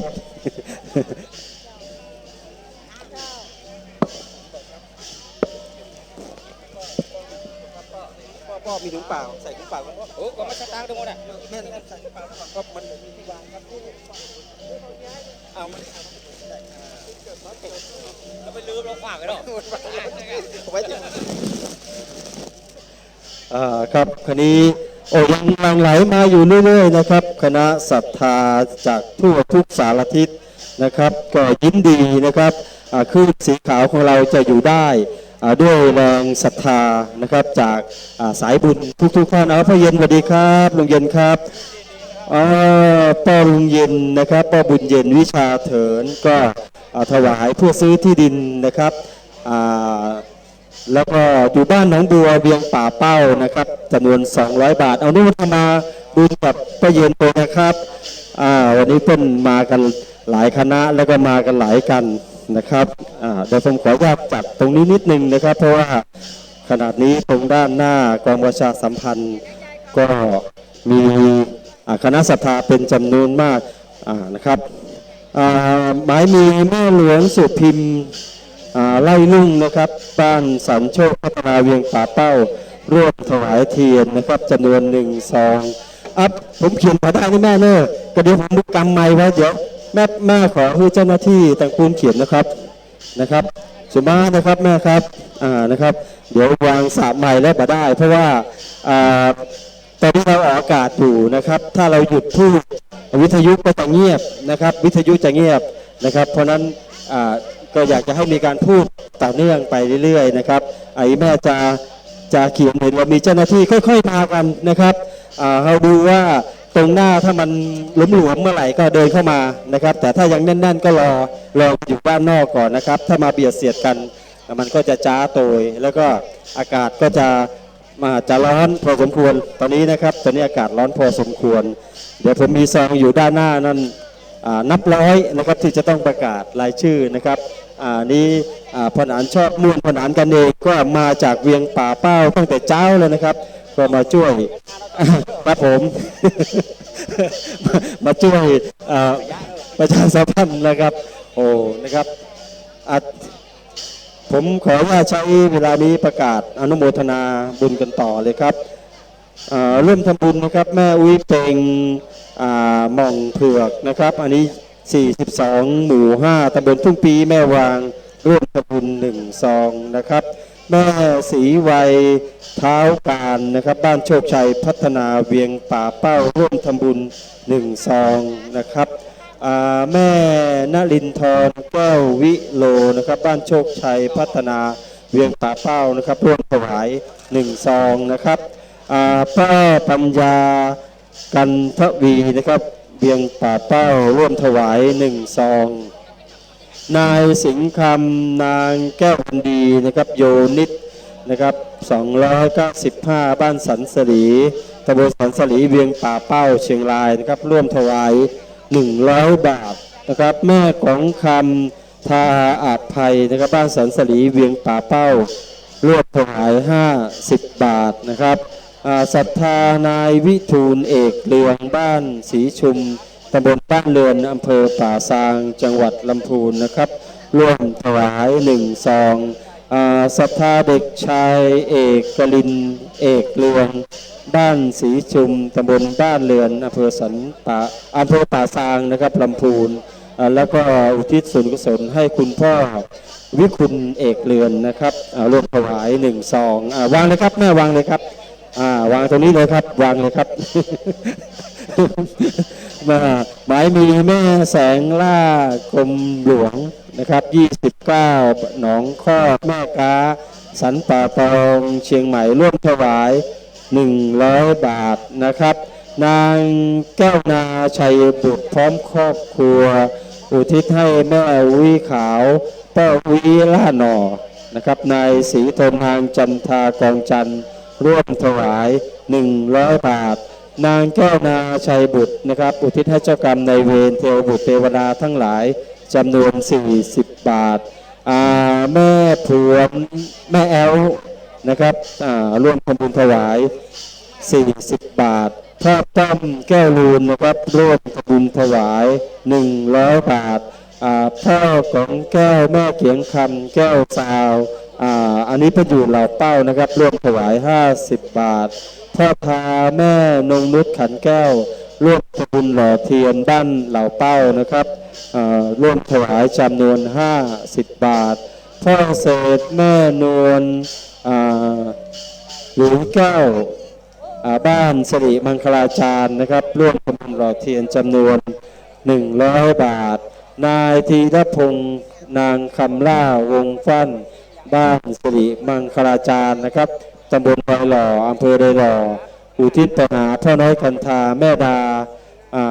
แม่ดาฟูเป่งนะครับเจ้ากรรมนายเวรร่วมถวาย1 ซองแม่บัวจันทร์สุดิยดีนะครับบ้านแท่นทองสันป่าตองนะครับร่วมถวายจำนวน100 บาทนะครับแม่คำชัยยะนะครับแท่นทองสันป่าตองร่วมถวาย40 บาทนะครับขอประชาสัมพันธ์ขอให้รถทุกคันนะครับที่เข้าสู่บริเวณวัดนะครับนำรถไปจอดที่โรงเรียนนะครับโรงเรียนนั้นที่จอดรถกว้างขวางเลยทีเดียวนะครับก็ขอให้ย้ายรถไปตอนนี้เลยนะครับถ้าหากว่าท่านจอดตรงนี้นะครับก็จะเป็นอุปสรรคกับการจราจรพอสมควรเลยทีเดียวนะครับเพราะฉะนั้นขอความร่วมมือนะครับช่วยขยับขยายรถของท่านไปที่โรงเรียนวัดชังคำโตนะครับที่นั่นมีสนามฟุตบอลบริเวณกว้างเลยทีเดียวนะครับที่จะไว้รองรับรถจำนวนหลายร้อยคันนะครับก็ขอความร่วมมือกับเจ้าของรถนะครับกับทางนู้นเลยครับแม่ทางนี้เลยครับครับผมนะครับอีแม่จะสกิดที่ผมอู้นะครับผมจะอู้ตัวกับแม่นี่บ่ได้เนอะเพราะว่า ผมกำลังจะประชาสัมพันธ์อยู่นะครับจะชวนคุยบ่ได้นะครับตอนนี้ขออนุญาตเด้อนะครับตัวเจ้าพระเนนเฮาตังขอเจ้ายกเก้าอี้ที่อยู่ตังเต็นท์ตังหน้าวัดเอามาตังในปลามกันเด้อในเก้าอี้1,700 ตัวบปอแล้วนะครับเอามาเก้าอี้มา1,700มาเดี๋ยวนี้บปอแล้วนะครับขอเอาเก้าอี้ในวัดหรือเก้าอี้ที่อยู่ตังเต็นท์เอามาตั้งกำเลยนะครับเด้อครับแม่นก็ครับแม่นครับสวัสดีครับแม่ครับแม่บัวคำชัยห้วยห้านะครับนายจันคำนางบัวผัดนะครับชมพูแก้วพร้อมบุตรหลานนะครับบ้านกลางบ้านโฮงร่วมถวายหล่อเทียนจำนวน120 บาทแม่กัญจนาถาหลัดถาทันนะครับบ้านดงฤาษีร่วมถวายเทียนจำนวน1 ซองนะครับพ่อคำแม่สุมนพ่อคำแม่สุมนล่าเหลี่ยมนะครับบ้านท่าโป่งอำเภอสันป่าตองร่วมถวายเทียนสวัสดีครับพ่อพิรุณ เจ้าเก่าเจ้าเดิมนะครับเจองานบุญที่ไหนก็พ่อพิรุณนี้ไม่เคยขาดนะครับก็ยินดีนะครับพ่อพิรุณมาร่วมบุญกับเราในครั้งนี้นะครับศรัทธาพ่อหานจันทร์แม่บุญปันศรีบุญปวนนะครับบ้านกลางหมู่2ตำบลยุหาอำเภอสันป่าตองนะครับร่วมถวายเทียนจำนวน100 บาทศรัทธาพ่อพิรุณแม่ลุ่งรัตน์ธรรมวังแม่กุ้งบกนะครับหมู่ที่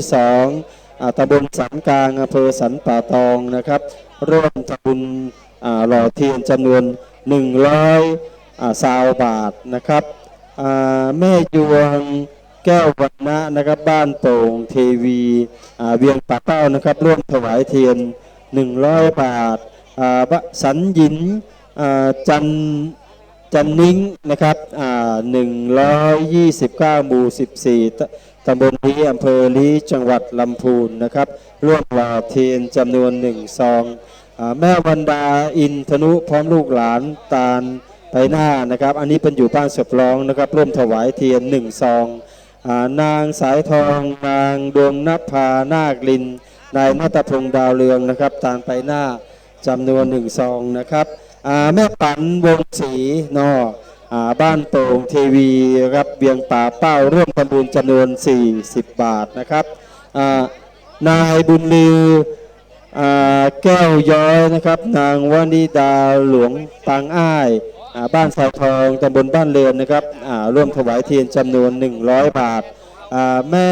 เพ็ญจันทร์สิริปัญญานะครับ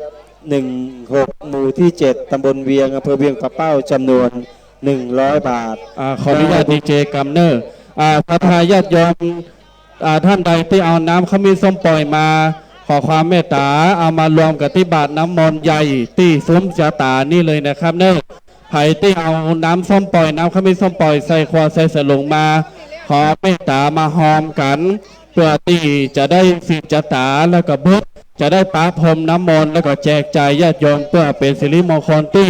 เอามารวมกันที่ซุ้มสุจาตาหลวงนี่เลยนะครับเนอะ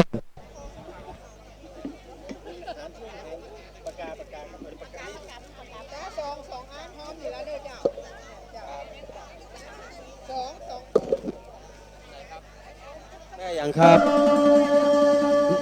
แม่จุมปาดำพะวงบ้านไหนครับแม่เวียงผาเป้านะครับแม่ใส่เลยนะครับแม่ใส่ตู้เลยก็ได้ครับพอดีเพิ่นได้มีซองนะครับถ้าใครไม่มีซองก็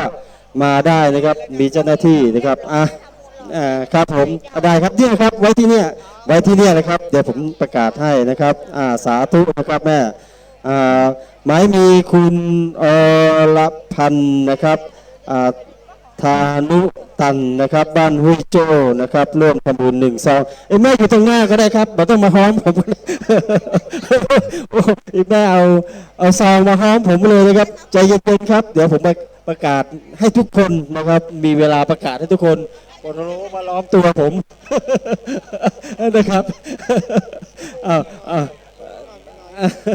บฮูนะครับป้าแก่นโอเคครับวางเลยครับโอ้ตัวนี้โต๊ะเราเตรียมมาน้อยนะครับโต๊ะเตรียมมาน้อยแต่เลยนะครับตอนนี้โต๊ะเราเตรียมมาแค่3-4 ตัวมันไม่พอนะครับตอนนี้คณะสัตย์วางเลยครับนะครับครับผมครับก็คณะสัตย์ไม่ต้องเข้ามาทางในนะครับอยู่ทางนอกนะครับอยู่ทางนอกข้างหน้านะครับอยู่ด้านหน้าแล้วก็จะทำบุญก็ยื่นซองมานะครับยื่นซองมาบอกต้องมาตั้งหลังผมนะครับตะกี้มาล้อมผมก็อยากจะยื่นให้กับมือนะครับนะครับก็เดี๋ยวผมขออนุญาตไปทางปูนเนาะเดี๋ยวให้เจ้าหน้าที่เพื่อนได้นั่ง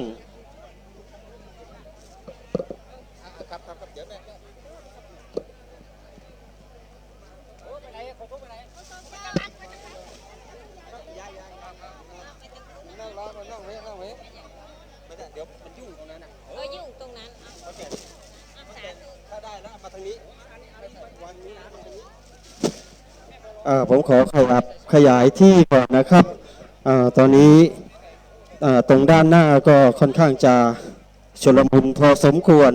นะครับก็สนุกสนานกันนะครับสนุกสนานเห็นคณะศรัทธามาจำนวนมากนะครับโอ้ไม่ต้องมาทางนี้แล้วนี่ไปทางหน้าเลยนะครับผมย้ายตี้มาทางนี้แล้วนะครับขอใหญ่ครับแม่วางเลยครับวางเลยครับโอ้ครับครับแม่วางเลยครับแม่วางเลยเนอแม่วางเลยเนออันแม่บอกต้องสวัสดีครับบ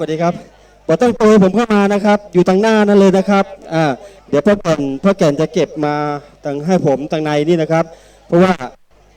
นะครับตอนนี้ยังมีซองอีกเยอะเลยนะครับโอ้ทางหน้านี่ก็คณะศรัทธามากมายเลยทีเดียวนะครับได้ครับได้หมดครับซองอะไรได้หมดเลยนะครับนะครับ นะครับเป็นครั้งแรกแล้วก็ครั้งเดียวที่ผมอยู่ในบรรยากาศที่ต้องบอกว่าไม่เคยเจอแบบนี้มาก่อนนะครับคณะศรัทธานั้นหลั่งไหลมานักขนาดนะครับนักขนาดแต่เลยนะครับสำหรับวันนี้นะครับเดี๋ยวเวลา 9:39 นาทีโดยประมาณนะครับก็จะเข้าสู่พิธีนะครับพิธีทางด้านศาสนานะครับซองที่ท่านได้นำมาให้ผมมีเวลาเดี๋ยวเสร็จจากพิธีแล้วนะครับผมจะนั่งอ่านไปเรื่อย ถ้าเรามีเวลาหลังจากเสร็จพิธีแล้วรับรองว่าซองที่ท่านได้นำมาถวายเราต้องการนะครับที่จะอนุโมทนาทุกท่านนะครับให้คุณผู้ฟังที่อยู่ทางบ้าน แล้วก็ญาติชาวขึ้นสีขาวได้รับทราบกันโดยทั่วหน้านะครับตอนนี้คณะศรัทธา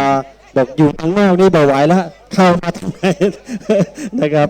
สนุกสนานกันไปนะครับหรือว่าคึกคักกันพอสมควรเลยทีเดียวนะครับหมายมีแม่ฐานิดาครับอินใจแม่น้อยบ้านป่าเหมือดเวียงป่าเป้าร่วมสกุลข้าวน้ำข้าวไฟนะครับ40 บาทพ่อปามุกไมยะมนันนะครับบ้านโป่งเทวีนะครับร่วมบ้านโป่งเทวีเวียงป่าเป้านะครับร่วมทำบุญถวาย100 บาทนะครับคุณสมบูรณ์วิชาคำบ้านโป่งเทวีนะครับเวียงป่าเป้าร่วมถวาย ขออนุญาตนะ 50 บาทนะครับศรัทธาญาติโยมที่กำลังเดินทางมายังไม่ได้กินข้าวง่ายเตอก็ตั้งหลังวิหารเนอะมีก๋วยเตี๋ยวเล้งอยู่เนอะไผ่ไม่ได้กินข้าวมานะศรัทธาญาติโยมเจอที่หลังวิหารเนอะมีก๋วยเตี๋ยวรออยู่เนอะโฮงตาลสลับโฮงตาลเดี๋ยวลาวเนาะสลับโฮงตาลเนอะกันมาแล้วเราไปเข้าไปในวัดไปเลยเนอะจะมีเต้นอยู่ในวัดท่านนะและไผ่ที่ยังบ่ได้กินข้าวมาตัวศรัทธาญาติโยมท่านใดบ่ได้กินข้าวมาไปหลังวิหารเนอะมีก๋วยเตี๋ยวรออยู่เนอะลำว่ะเป็นว่านะ เชิญเลย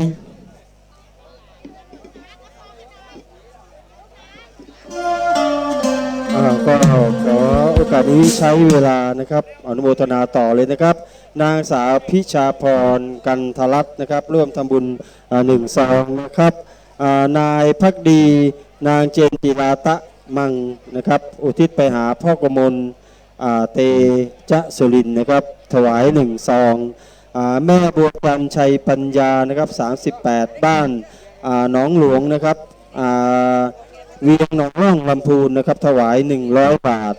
นายชุ่มใจปัญญานะครับนายมีคำวังนะครับร่วมถวาย40 บาทอันนี้เป้าหวังครับต้นฝากเป้ามาน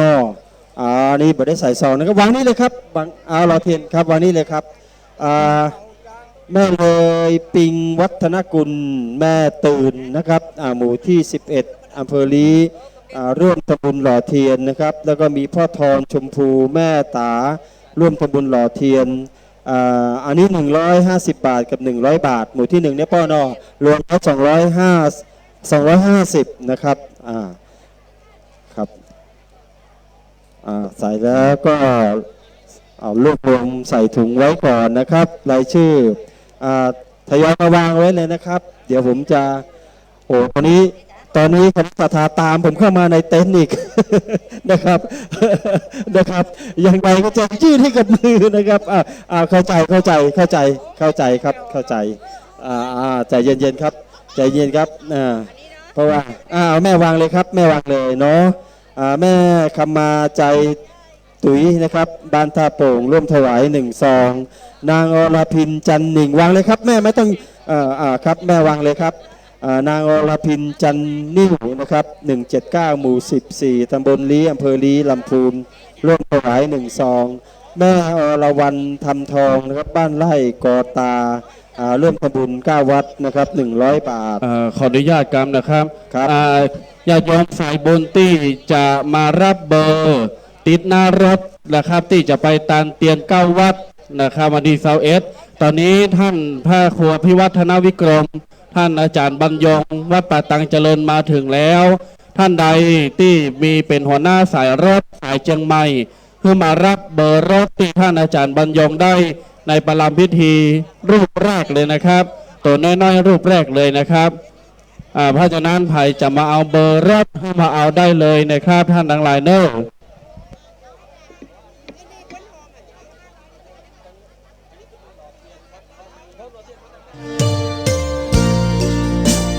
เดี๋ยวผมจะวางไว้ที่โต๊ะหน้าเราต้องเข้ามาหาผมนะครับทางในนะครับแม่วางไว้ด้านหน้านะครับแล้วเดี๋ยวเจ้าหน้าที่เพิ่งจะหยิบมาให้ผมนะครับถ้าผมมาแล้วแม่มาล้อมผมอีกผมก็ไม่รู้จะไปทางไหน นะครับ ผมพยายามขยับมานะครับ แล้วก็ให้คณะศรัทธาได้อยู่ด้านหน้านะครับ จะโดยไม่ต้องลงเข้ามานะครับวางเลยครับแม่วางเลยครับวางเลยครับจะวางด้านหน้าก็ได้นะครับ อันนี้เดี๋ยวมันจะลุกลามเข้ามาด้านในแถมนะครับตอนนี้ซองก็มีปริมาณมากนะครับ เดี๋ยวผมจะพยายามนะครับอ่านให้ครบเลยนะครับอนุโมทนาบุญกับนางคำป้อนะครับกุลนันบ้านเหล่าป่ากอนะครับแม่แจ่มร่วมถวาย100 บาทนะครับนายจอมอินวงนะครับ49 หมู่ 2ตำบลนาทรายนะครับอำเภอลีร่วมถวาย1 ซองขออนุญาตแห่งกรรมเนอะญาติโยมคนเฒ่าคนแก่แม่บ้านป่อบ้านหรือว่าไม่ออกศรัทธาที่มาถึงแล้วท่านใดที่มาถึงแล้วขอความกรุณานั่งตามเก้าอี้ตัวเดียวนะครับไม่ต้องเอาสลุงหรือกระเป๋าวางเก้าอี้ต่างข้างเนอะเพราะว่าตอนนี้เก้าอี้ปัน8ตัวมันบ่พอนะครับประเดี๋ยวนี้นะเอาไปเอาเก้าอี้1,830 ตัวมันก็บ่พอตัวเพราะฉะนั้นแล้วขอท่านละคนละ1 ตัวเท่านั้นบ่ต้องเอาวางสลุงบ่ต้องเอาวางกระเป๋าของส่วนตัวนะครับขอให้คนต่างข้างเพื่อแผ่ให้คนที่เปิ้นมานั่งโดยเฮาเนอพี่น้องศรัทธาขอเมตตาช่วยกันกำลังคำนอก็ต้องประชาสัมพันธ์นะครับสำหรับเรื่องนี้นะครับเพราะว่าเราเจอมาหลายงานนะครับ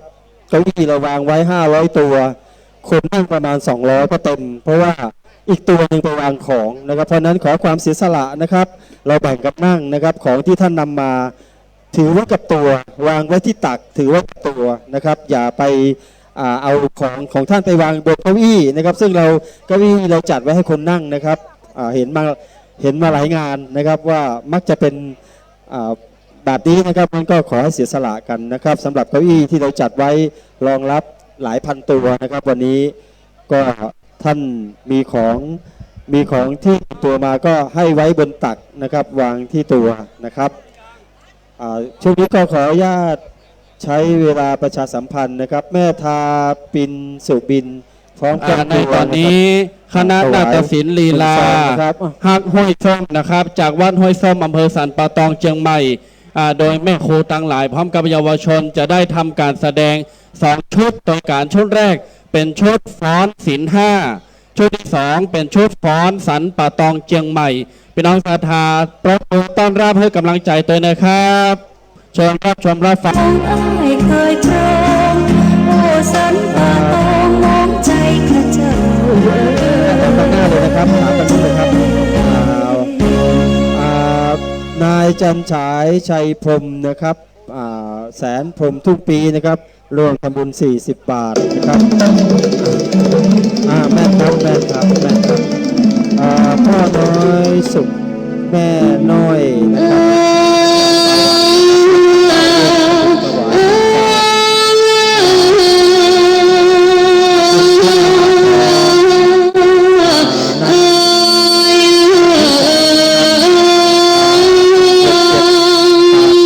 ครับบ้านหลวงเราขันหมู่บ้านถือศีลนางวาสนาสุขใจโยบายมหาเทรสมาคมให้สืบสานสมเด็จพระมหารัชมังคลาจารย์สมานฉันรองดองรองสุข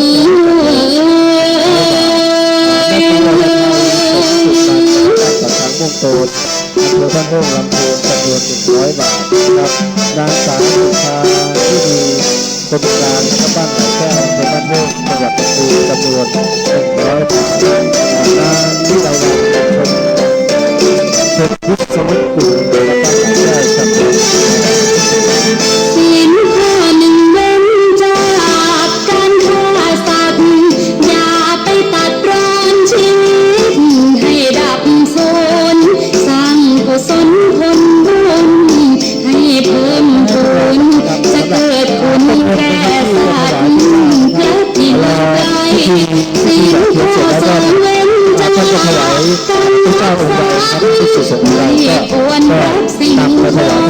ได้เลย ต้ นะ อ ครับ งสง เพื่อ สั ที่ ย จะประกาศรายชื่อ ทรัพย์สมบัติเขาไม่ให้อย่าเอาไป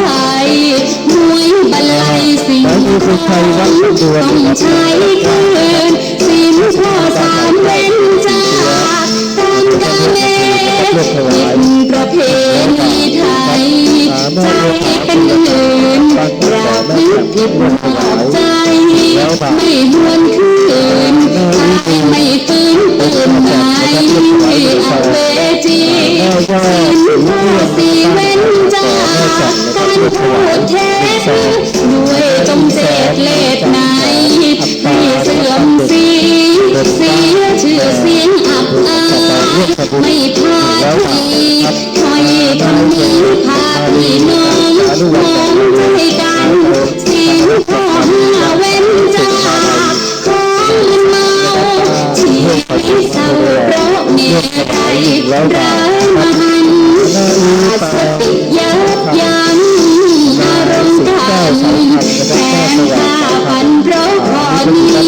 มีบ่อยไปอนาคตขาดสิ้นทั้งห้าข้อตายเกิดก็ไปอยู่แห่งหุ่นไหนเป็นมนุษย์เวียนว่าย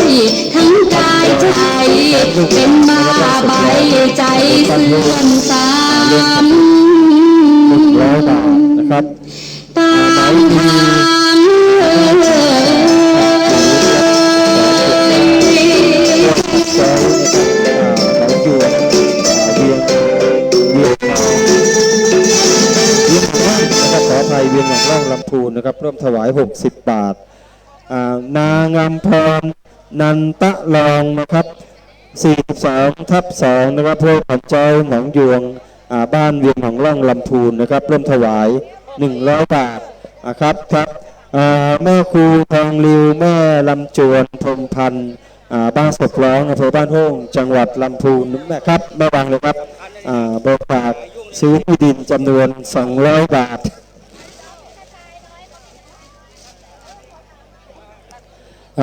คุณลาวัน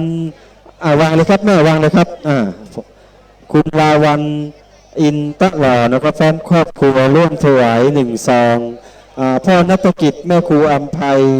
เสกปาก100 บาทนะครับแม่บรรเทาธรรมกาศ100 บาทนะครับอันนี้จากบ้านทาศพเมยรวมเป็น200 บาทนะครับแม่คำดาฝันย่างฟั่นยองนะครับบ้านศพร้องตำบลบ้านโฮ่งอำเภอบ้านโฮ่งจังหวัดลำพูนนะครับร่วมทำบุญ200 บาทขออนุญาตประกาศนะครับครูบาอาจารย์กับศรัทธาญาติโยมที่เดินทางมาถึงไหว้สารนิมนต์เข้าที่ตังหน้านี่เลยครับตังหน้าประลำที่สามเณรยืนอยู่ท่านนะครับเพราะฉะนั้นตังนั้นเป็นตังเข้าญาติโยมคนเข้าศรัทธาพี่น้องที่นั่งอยู่ท่านหรือว่าเกิดตังอยู่ท่านเมตตานะครับค่อยขยับเข้ามาตังในนะครับเนาะเพราะว่าตังที่ศาสตร์ปู่สุดท้ายเนี่ยที่มีเต้นอาสนะหรือว่าเก้าอี้รับรองตรงนั้นจะเป็นเส้นทางเข้าด้วยที่ถังน้ำแข็งใหญ่ๆนะตังถังน้ำแข็งใหญ่ๆนั่นเป็นทางเข้านะครับเพราะฉะนั้นแล้วขอเมตตาอย่ามาเข้าด้านหลังนะครับเพราะว่าจะกายหัวครูบาอาจารย์กายหน้าครูบาอาจารย์บางงามบ่เปิงนะครับขอเมตตาตังที่ถังน้ำแข็งใหญ่ๆนะเป็นทางเข้าพี่น้องศรัทธาที่ยืนที่เฝ้าที่นั่งอย่างยานขอ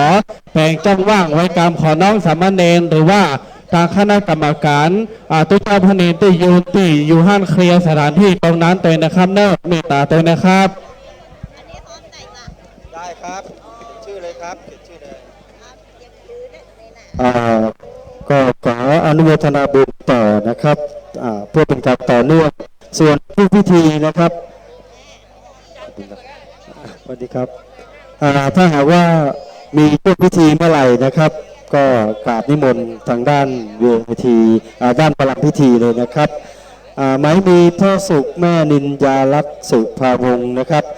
บ้านทั้งฝ่ายเหล่ายาวบ้านโฮกนะครับร่วมถวายจำนวน100 บาทนะครับนายบุญลือนางพัชรินดอกบัวพร้อมลูกๆทุกคนนะครับอยู่ที่300บ้าน แม่เจดีย์นะครับเบียงป่าเต้าเชียงรายจำนวน100 บาทครับได้ครับแม่กรวลีนะครับกรชดี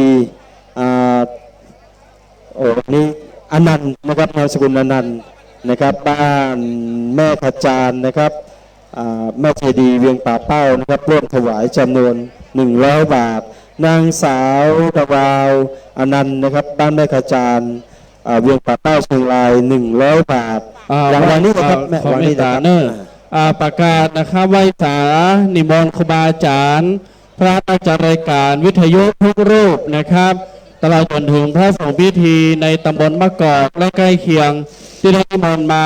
30 กว่ารูป ขอไหว้สาเมตตาได้ประจำที่นั่งเลยนะครับเจริญพรญาติโยมเด้อตอนนี้9:40 นาทีจะได้เริ่มประกอบพิธีสืบชะตาแล้วพี่น้องศรัทธาภายมีน้ำขมิ้นส้มปล่อยเอามาสูนกันเอามาหอมกันตี้ต้องสืบชะตาหลวงตั้งหน้านะครับ เพราะฉะนั้นแล้วพี่น้องศรัทธาที่กำลังมาซ้อว่าหาที่นั่งได้รวมไปถึงพี่น้องศรัทธาที่มีเส้นชะตาเขียนชื่อนามสกุลวันเดือนปีเกิดให้ชัดเจน แล้วเอามาสืบชะตาโดยกันนะครับที่ซึ่งสืบชะตาตั้งหน้านะครับ เพราะฉะนั้นแล้วญาติโยมศรัทธาที่บ่มีเก้าอี้เข้ามานั่งตั้งหน้านี้ก็ขยับมานี้พระวัตุเจ้ามาเพื่ออีแม่มานี้พ่อแม่ศรัทธามาเพื่อเนอมานั่งนี่เลยนะครับที่นี้นะครับเข้ามานั่งตั้งหน้านี่ได้นั่งกระปื้นะครับเพราะว่าเก้าอี้ปัน30 ตัวเต็มแบบละนะครับปันกับ30 ตัวเต็มละเพราะฉะนั้นแล้วถ้ามีเก้าอี้ทางในวัดขอเมตตาเอาเข้ามาโดยแล้วญาติโยมศรัทธาที่อยู่ทางนอกประเดี๋ยวนี้จะได้เริ่มพิธีทางศาสนาก้าวกับผมขอกราบไหว้สาอาราธนาครูบาอาจารย์ตอนนี้หลวงพ่อพระครูปฏิภาณนามทินพระตั้งจอมพอนะครับได้เมตตาเดินทางมาถึงแล้วตลอดจนถึงครูบาอาจารย์พระสงฆ์พิธีนักจัดรายการตลอดจนถึงท่านโคศกดีเจทุกท่านได้ฝ่ายฆราวาสและญาติโยมศรัทธาที่มาถึงตอนนี้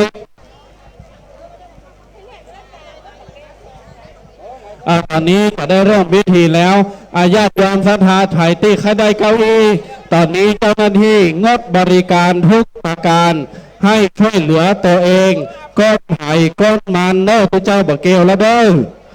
ก้นไผ่ก้นมันก็หายข้านั่งกับเปล่าเก้าอี้คนเดียวติดในหน้าวิหารนะครับหน้าวิหารรับรองเก้าอี้อยู่ตัวเกินเด้อเป็นลูกกับคนเดียว มีทั้งสัก10 สักสาวเนี่ยเนอะอะไรญาติโยมศรัทธาจะได้ไหว้สาครูบาอาจารย์ได้ขยับขึ้นมานะครับท่านเทวันนะครับแล้วก็ครูบาอาจารย์ตึงมดได้ขยับประจำเก้าอี้เลยนะครับปอจายปอออกนั่งตั้งหน้าอีปอนั่งตั้งหน้าแม่นั่งตั้งหลังเนอะ พี่น้องศรัทธาเข้ามานั่งตั้งปื้นตั้งลูกนี่ก็ได้หรือว่าภายไข่ดงไข่เด่นไข่ดังไข่มีชื่อเสียงใครให้ต้นขันหน้าหันทีไปนั่งบนเวทีนี่ก็ได้เนอะบนเวทีนี่ไผ่ตุ้มมีไผ่ลูกก็ญาติโยมเนอะพี่น้องศรัทธาญาติโยมตั้งหลายตอนนี้ครูบาอาจารย์มาพร้อมแล้วนะครับครูบาอาจารย์ที่ได้รับธนามา30 กว่ารูปตุงเจงใหม่เจงไฮลับปูนน่านลำปางแป้มาหมดนะครับเดี๋ยวนี้จะมาภายถ้าตั้งใจแบบพร้อมแบบทั่วนะครับจะได้เริ่มประกอบพิธีสืบชะตาละวันนี้ไม่มีได้ใส่ศีลลงบนหัวนะครับบ่มีได้ใส่ศีลลงบนหัวพี่น้องศรัทธาก็จุดเอาตี้ซึ่งชะตาหลวงแล้วให้มีน้ำส้มปล่อยหรือว่าน้ำเปล่าที่เอามาในกระเป๋าแม่ตาเอามาหอมกันโดยเนอร์แห่งบทนี้ครูบาอาจารย์จะได้ประพรมน้ำมนต์ทั่วทุกสารทิศเลยนะครับเนอร์เมตตาญาติโยมศรัทธาโดยให้มามีที่นั่งเข้ามานั่งตั้งหน้านี่เนอร์ญาติโยมเนอร์วันนี้เก้าอี้1,730 ตัวเต็มหมดเลยนะครับเพราะฉะนั้นทีแรกอาจารย์พระมหาประสิทธิ์เตรียมไว้2,000กว่าศรัทธามันน้อยก็เลยตัดเหลือให้1,700เอาออกอีก300นะครับเพราะฉะนั้นวันนี้เกินคาดขยับเข้ามาเนอร์พี่น้องศรัทธา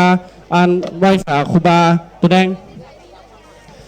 ไหว้สาครูบาอ้อมหลังเวทีก็ได้ครับ หรือมาทางนี้ก็ได้ครับญาติโยมศรัทธาเตรียมพร้อมต้อมกันเนอร์ไฮตี้บะหมี่ที่จอดรถเอาไปจอดที่ในโรงเรียนได้นะครับ เพราะว่าทีแรกนี้เราได้ทำป้ายไว้แล้วฝนมันตกป้ายแล้วมดตุดมดนะครับต้นก็เลยบอกฮู้ว่าจอดรถที่ไหนจอดรถในโรงเรียนเนอะญาติโยมศรัทธาตั้งหลังนี่ก็ได้นะครับรถบัส2-3 คันแล้วก็รถตู้รถส่วนตัวมีมดนะครับญาติโยมศรัทธาตอนนี้ไปเมตตาญาติโยมได้นั่งสว่าหาที่นั่งเนอะใครจะกินจะตาจะให้จะหอมตั้งหน้าก็หอมได้ตลอดเลยนะครับ ขอความอนุเคราะห์อย่าส่งเสียงดังเนอะญาติโยมศรัทธาอู้กันก็จ้อยนะครับวันนี้คณะที่ครูบาอาจารย์กำลังทำพิธีสวดนะครับวันนี้อากาศจะอ้วนไปหน่อยตะกี้เจ้านี่ตี 5ตัวเจ้ามาแผ่วละมันหนาวและญาติโยมมาเป็นปันหรือมันฮ้อนไปเหียนะครับพระเจ้าหนาวอยู่ในป่าซางนี่นะหนาวตั้งป่าซางนี่ฝนอ้อยและหนาวบัดเดี๋ยวนี้ฮ้อนนะครับเพราะฉะนั้นแล้วพี่น้องศรัทธาต้นจาตาใบจาตาปีเกิดนะครับเพื่อเอามาหอมกันเอามาไว้ปูจาที่ซุ้มจาตาหลวงเนอะซุ้มจาตาหลวงที่พวกปั้น12 ราศีต่างนอกเอาปัจจัยไปหอมได้ปีอังก็หอมปีนั้น แต่เส้นที่เขียนจาตาติดเอามาหอมที่ซุ้มสืบจาตาหลวงเพราะว่าจะสืบจาตาคือตั้งต่างหลายนะครับเพราะฉะนั้นแล้วเมตตาญาติโยมศรัทธาได้ช่วยกันเนอะช่วยกันบอกช่วยกันต่อกันไปเพราะว่าบางตัวนี่โคศกผู้เจ้าหรือว่าพิธีกรตั้งหลายตั้งหลายเมาหนัวกันหรือว่ากำลังลงรถแล้วก็บ่ได้ยินเสียงนะครับประชาสัมพันธ์ให้กับทุกท่านได้รับทราบตัวนะครับ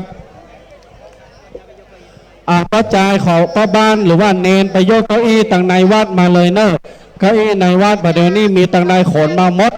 เก้าอี้ที่หน้าห้องน้ำหน้าห้องครัวห้องตู้หลวงมีแนวมาหมดประเดี๋ยวนี้นะครับ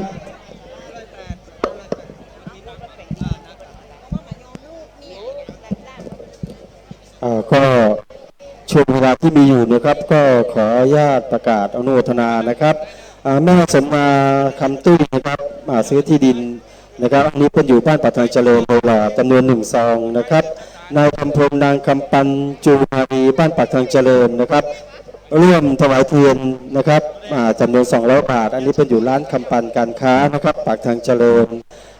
แม่สมนาคำตุ้ยนะครับร่วมทำบุญหล่อเทียนพรรษาอันนี้เป็นอยู่บ้านปากทางเจริญนะครับจำนวน1 ซองแล้วก็ยังมีค่าน้ำค่าไฟนะครับวัดปากทางเจริญน้ำ1 ซองนะครับศรัทธาคนงานของสุรีมคาเดมี่นะครับวัดบ้านปากทางสามัคคีร่วมทำบุญซื้อที่ดินวัดช้างคำนะครับจำนวน251 บาทนะครับแม่สุรีมณีโตพร้อมครอบครัว401 หมู่ 9บ้านปากทางสามัคคีไดหล่อนะครับร่วมทำบุญถ่ายชีวิตกระดูนะครับ100 บาทแม่พัน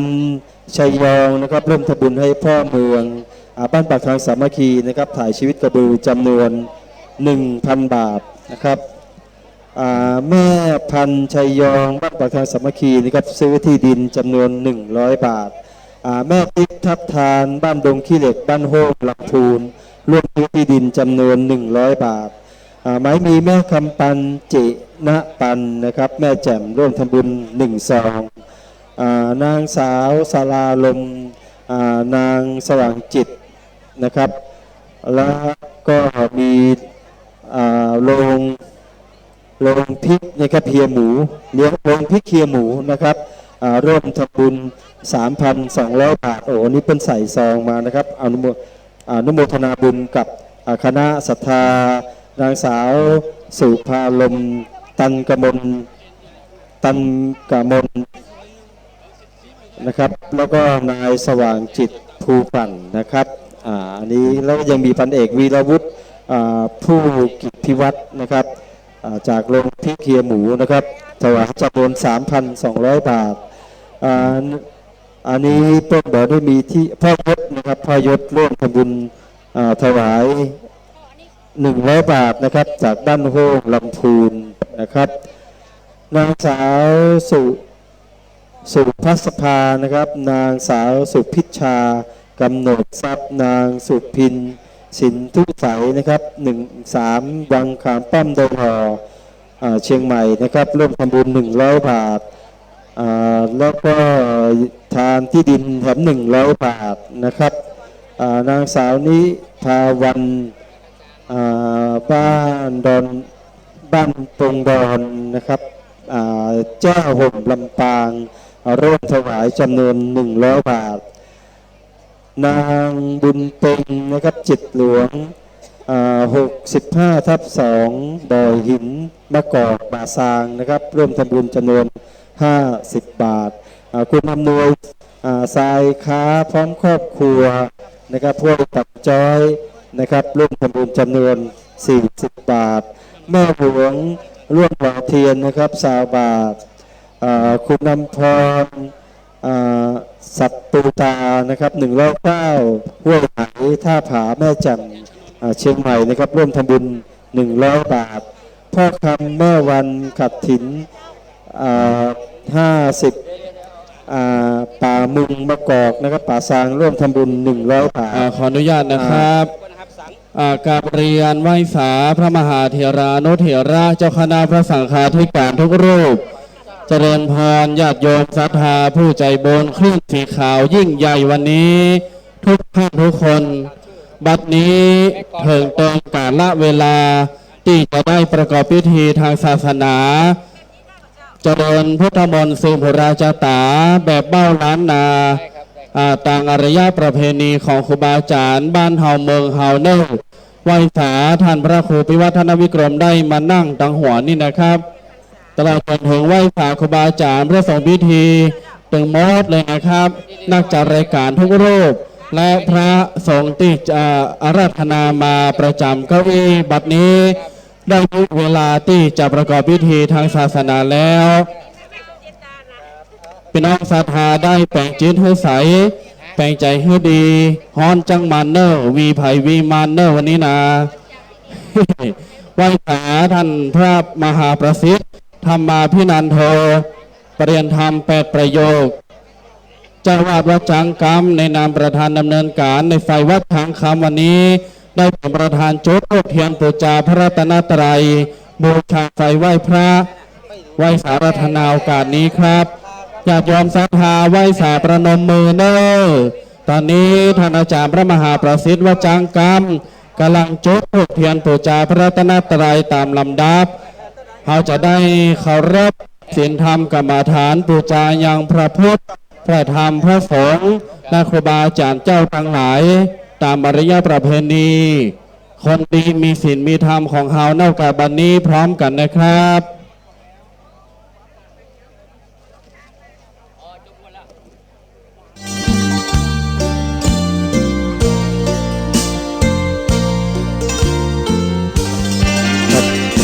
โด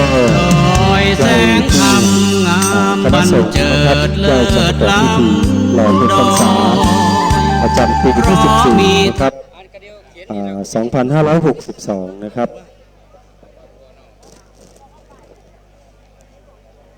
อำลำข้าคอยเป็นเครื่องประดับกราบต่อไปเรียนเชิญเจริญปอนญาติโยมกล่าวคำบูชาพระรัตนตรัยพร้อมกันเนอญาติโยมเนอเฮเมนาสการเรนะพุทธังอัมภิปุชยามะเอเมนาสการเรนะธัมมังอัมภิปุชยามะเอเมนาสังฆาเรนะสังฆังอัมภิปุชยามะอะระหังสัมมาสัมพุทโธภะคะวาพุทธังภะคะวันตังอภิวาเทมิสวากขาโตภะคะวะตาธัมโม ธัมมังนามาสามิสุปฏิปันโนภะคะวะโตสาวกสังโฆสังฆังนามามิประกาศต่อไปธรรมภาพขอเจริญพรเรียนเชิญประธานชมรมน้อยหนานนะครับได้เป็นผู้แทนในการเปิดกรวยสักการะถวายพระพรหน้าพระบรมฉายาลักษณ์พระบาทสมเด็จพระเจ้าอยู่หัวรัชกาลที่10ในโอกาสบัดนี้เจริญพรเรียนเชิญนะครับด้านหน้าเลยนะครับเนอะเรียนเชิญประธานชมรมน้อยหนานนะครับด้านหน้า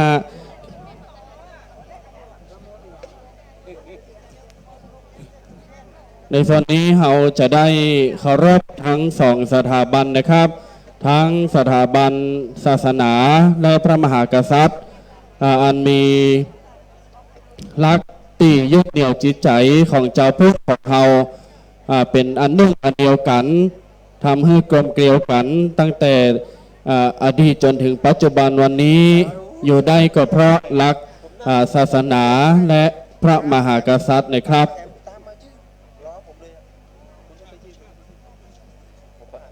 ก็นานไม่มา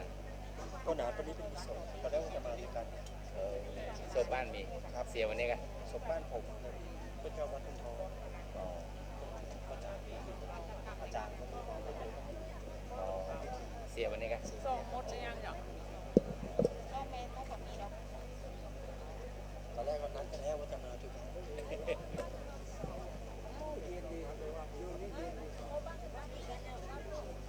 บัตรที่มันคือบันทึก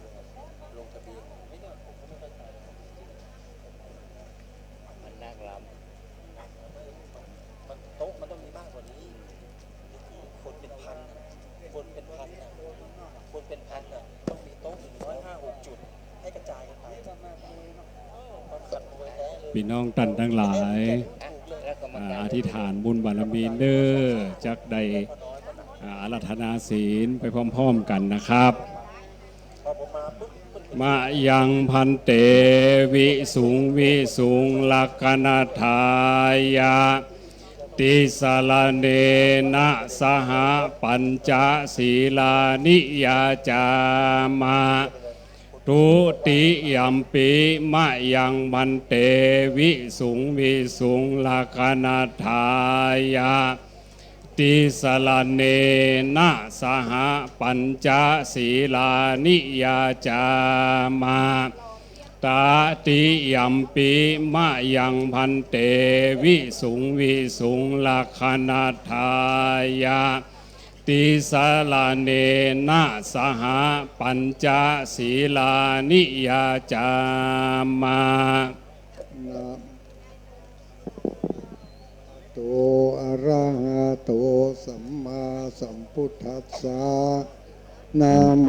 ตัสสะภะคะวะโตอะระหะโตสัมมาสัมพุทธัสสะนะโมตัสสะภะคะวะโตอะระหะโตสัมมาสัมพุทธัสสะนะโมตัสสะภะคะวะโตอะระหะโตสัมมาสัมพุทธัสสะนะโมตัสสะภะคะวะโตอะระหะโตสัมมาสัมพุทธัสสะนะโมตัสสะภะคะวะโตอะระหะโตสัมมาสัมพุทธัสสะพุทธังสรณังกัจฉามิ พุทธังสรณังคัจฉามิ ธัมมังสรณังกัจฉามิ ธัมมังสรณังคัจฉามิ สังฆังสรณังกัจฉามิ สังฆังสรณังคัจฉามิ ตุติยัมปิพุทธังสรณังกัจฉามิ ทุติยัมปิ พุทธังสรณังคัจฉามิ ตุติยัมปิธัมมังสรณังกัจฉามิ ทุติยัมปิธัมมังสรณังคัจฉามิ ตุติยัมปิสังฆังสรณังกัจฉามิ ทุติยัมปิสังฆังสรณังคัจฉามิ ตาติยัมปิพุทธังสรณังกัจฉามิ ตาติยัมปิพุทธังสรณังคัจฉามิ ตาติยัมปิธัมมังสรณังกัจฉามิ ตาติยัมปิธัมมังสรณังคัจฉามิ ตาติยัมปิสังฆังสรณังกัจฉามิ ตาติยัมปิสังฆังสรณังคัจฉามิ ติสรณะกัมมนังนิทิตัง อามะพันเต ปานาติปาตาเวรมณีสิกขาปะทังสมาธิยามิ ปานาติปาตาเวรมณีสิกขาปะทังสมาธิยามิ อะตินนาตานาเวรมณีสิกขาปะทังสมาธิยามิ อาทินนาตานาเวรมณีสิกขาปะทังสมาธิยามิ กาเมสุมิจฉาจาราเวรมณีสิกขาปะทังสมาธิยามิ กาเมสุมิจฉาจาราเวรมณีสิกขาปะทังสมาธิยามิ มุสาวาตาเวรมณีสิกขาปะทังสมาธิยามิ มุสาวาตาเวรมณีสิกขาปะทังสมาธิยามิ สุราเมรยมัจจปมา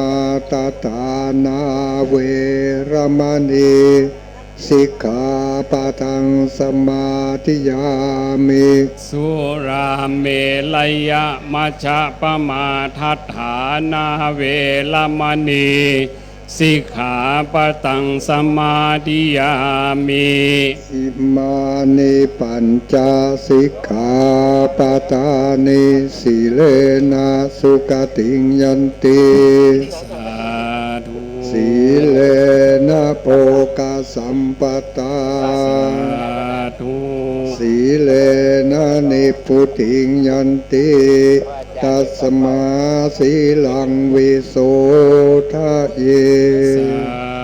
ธุ ญาติโยมศรัทธาสาธุชนทั้งหลาย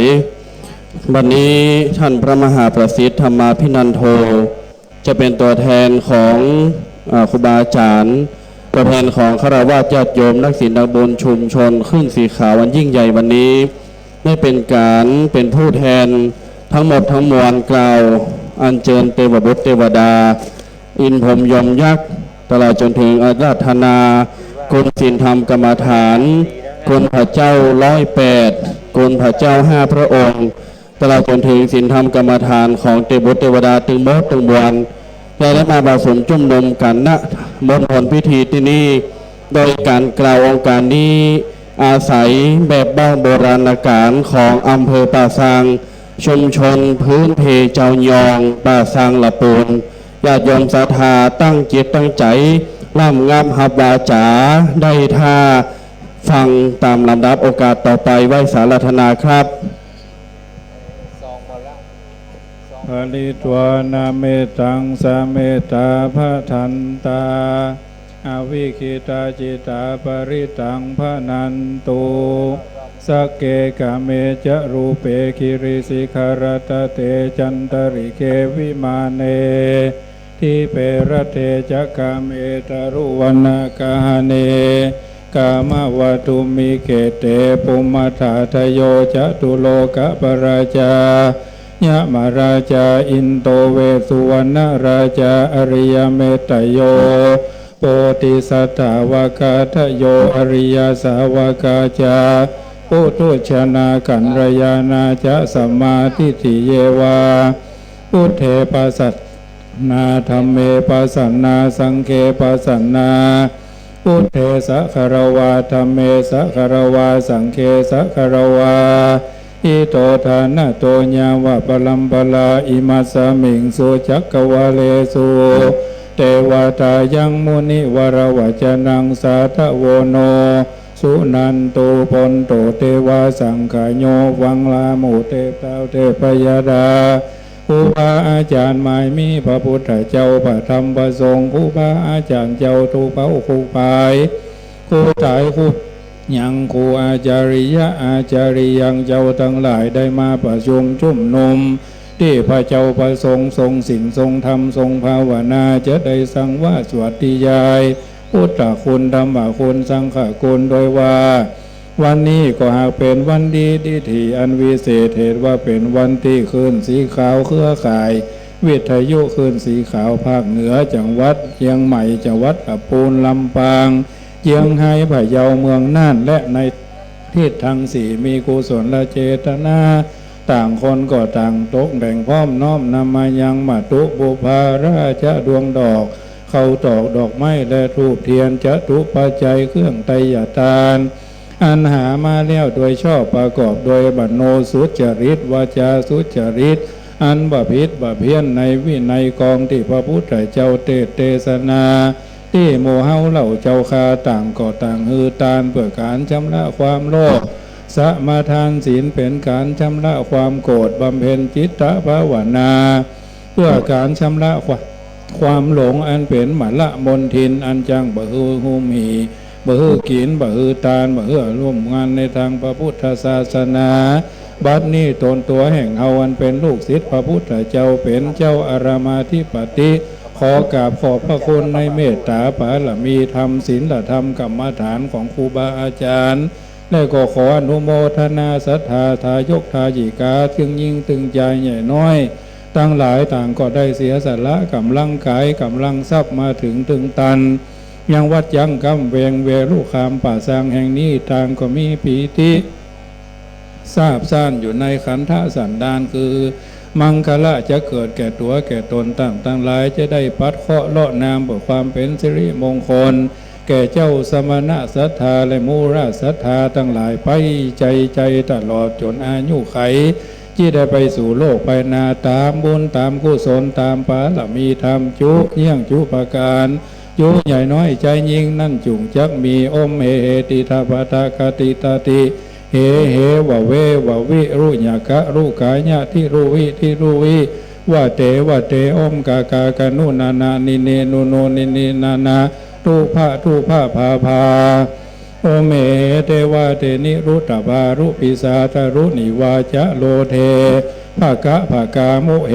อวนานามะเหมากุมภะอมสวาหายแก่เหไลนานาสัพพะทุกขาสัพพะพยาสัพพะโรกาสัพพะอันตรายา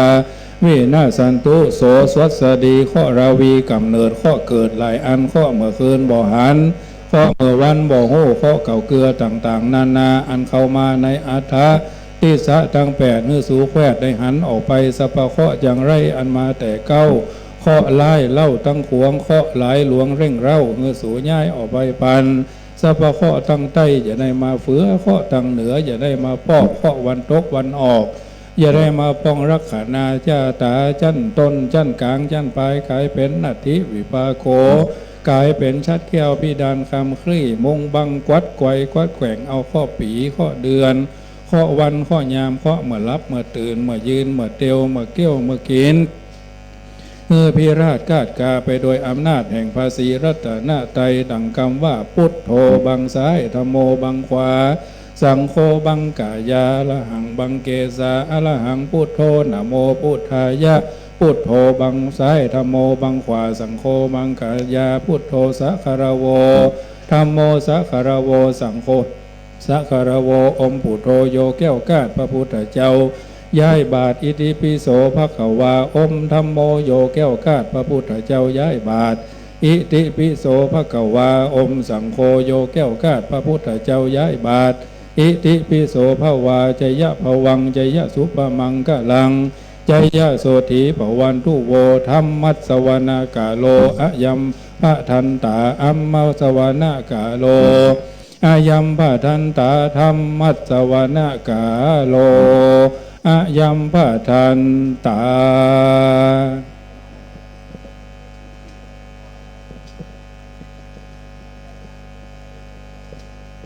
ขอนิมนต์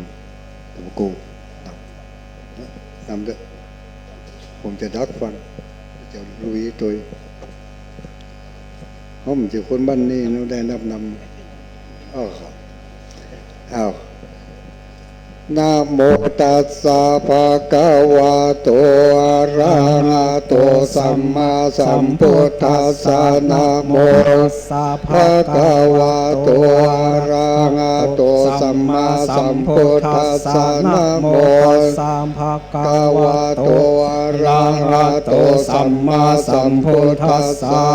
พุทธังสารนังกัจฉามิธัมมังสารนังกัจฉามิสังฆังสารนังกัจฉามิทุติยัมปิพุทธังสารนังกัจฉามิทุติยัมปิธัมมังสารนังกัจฉามิทุติยัมปิสังฆังสารนังกัจฉามิตติยัมปิพุทธังสารนังกัจฉามิติยัมปิธัมมังสารนังกัจฉามิตติยัมปิสังฆังสารนังกัจฉามิ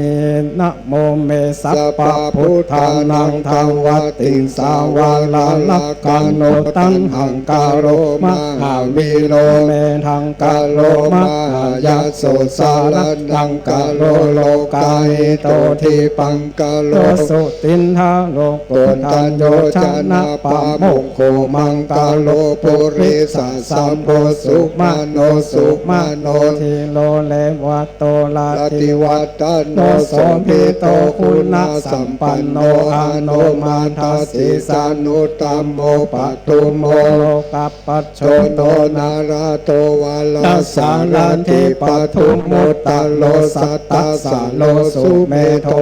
ขปุคานโลสุจโตสัพพะโรกโกปิยทัสสีนาลาสัพโพอัตตาทัสสีกาลุนิโกธรรมทัสสีตัมโมโตโตสิตาโตอาสัมโมโลเกติโสจาวัตตังวาโลพุทโธจาวาลันโทพุทโธวิปัสสิจานุปามโมสิกิสัพพายโตสัทธาเวสัมโพสุการทายากุกะกุสันโททาวาโหโกนาคมโนลานาสาโหกัสสะโปเสนิสัมปันโนโสปิโต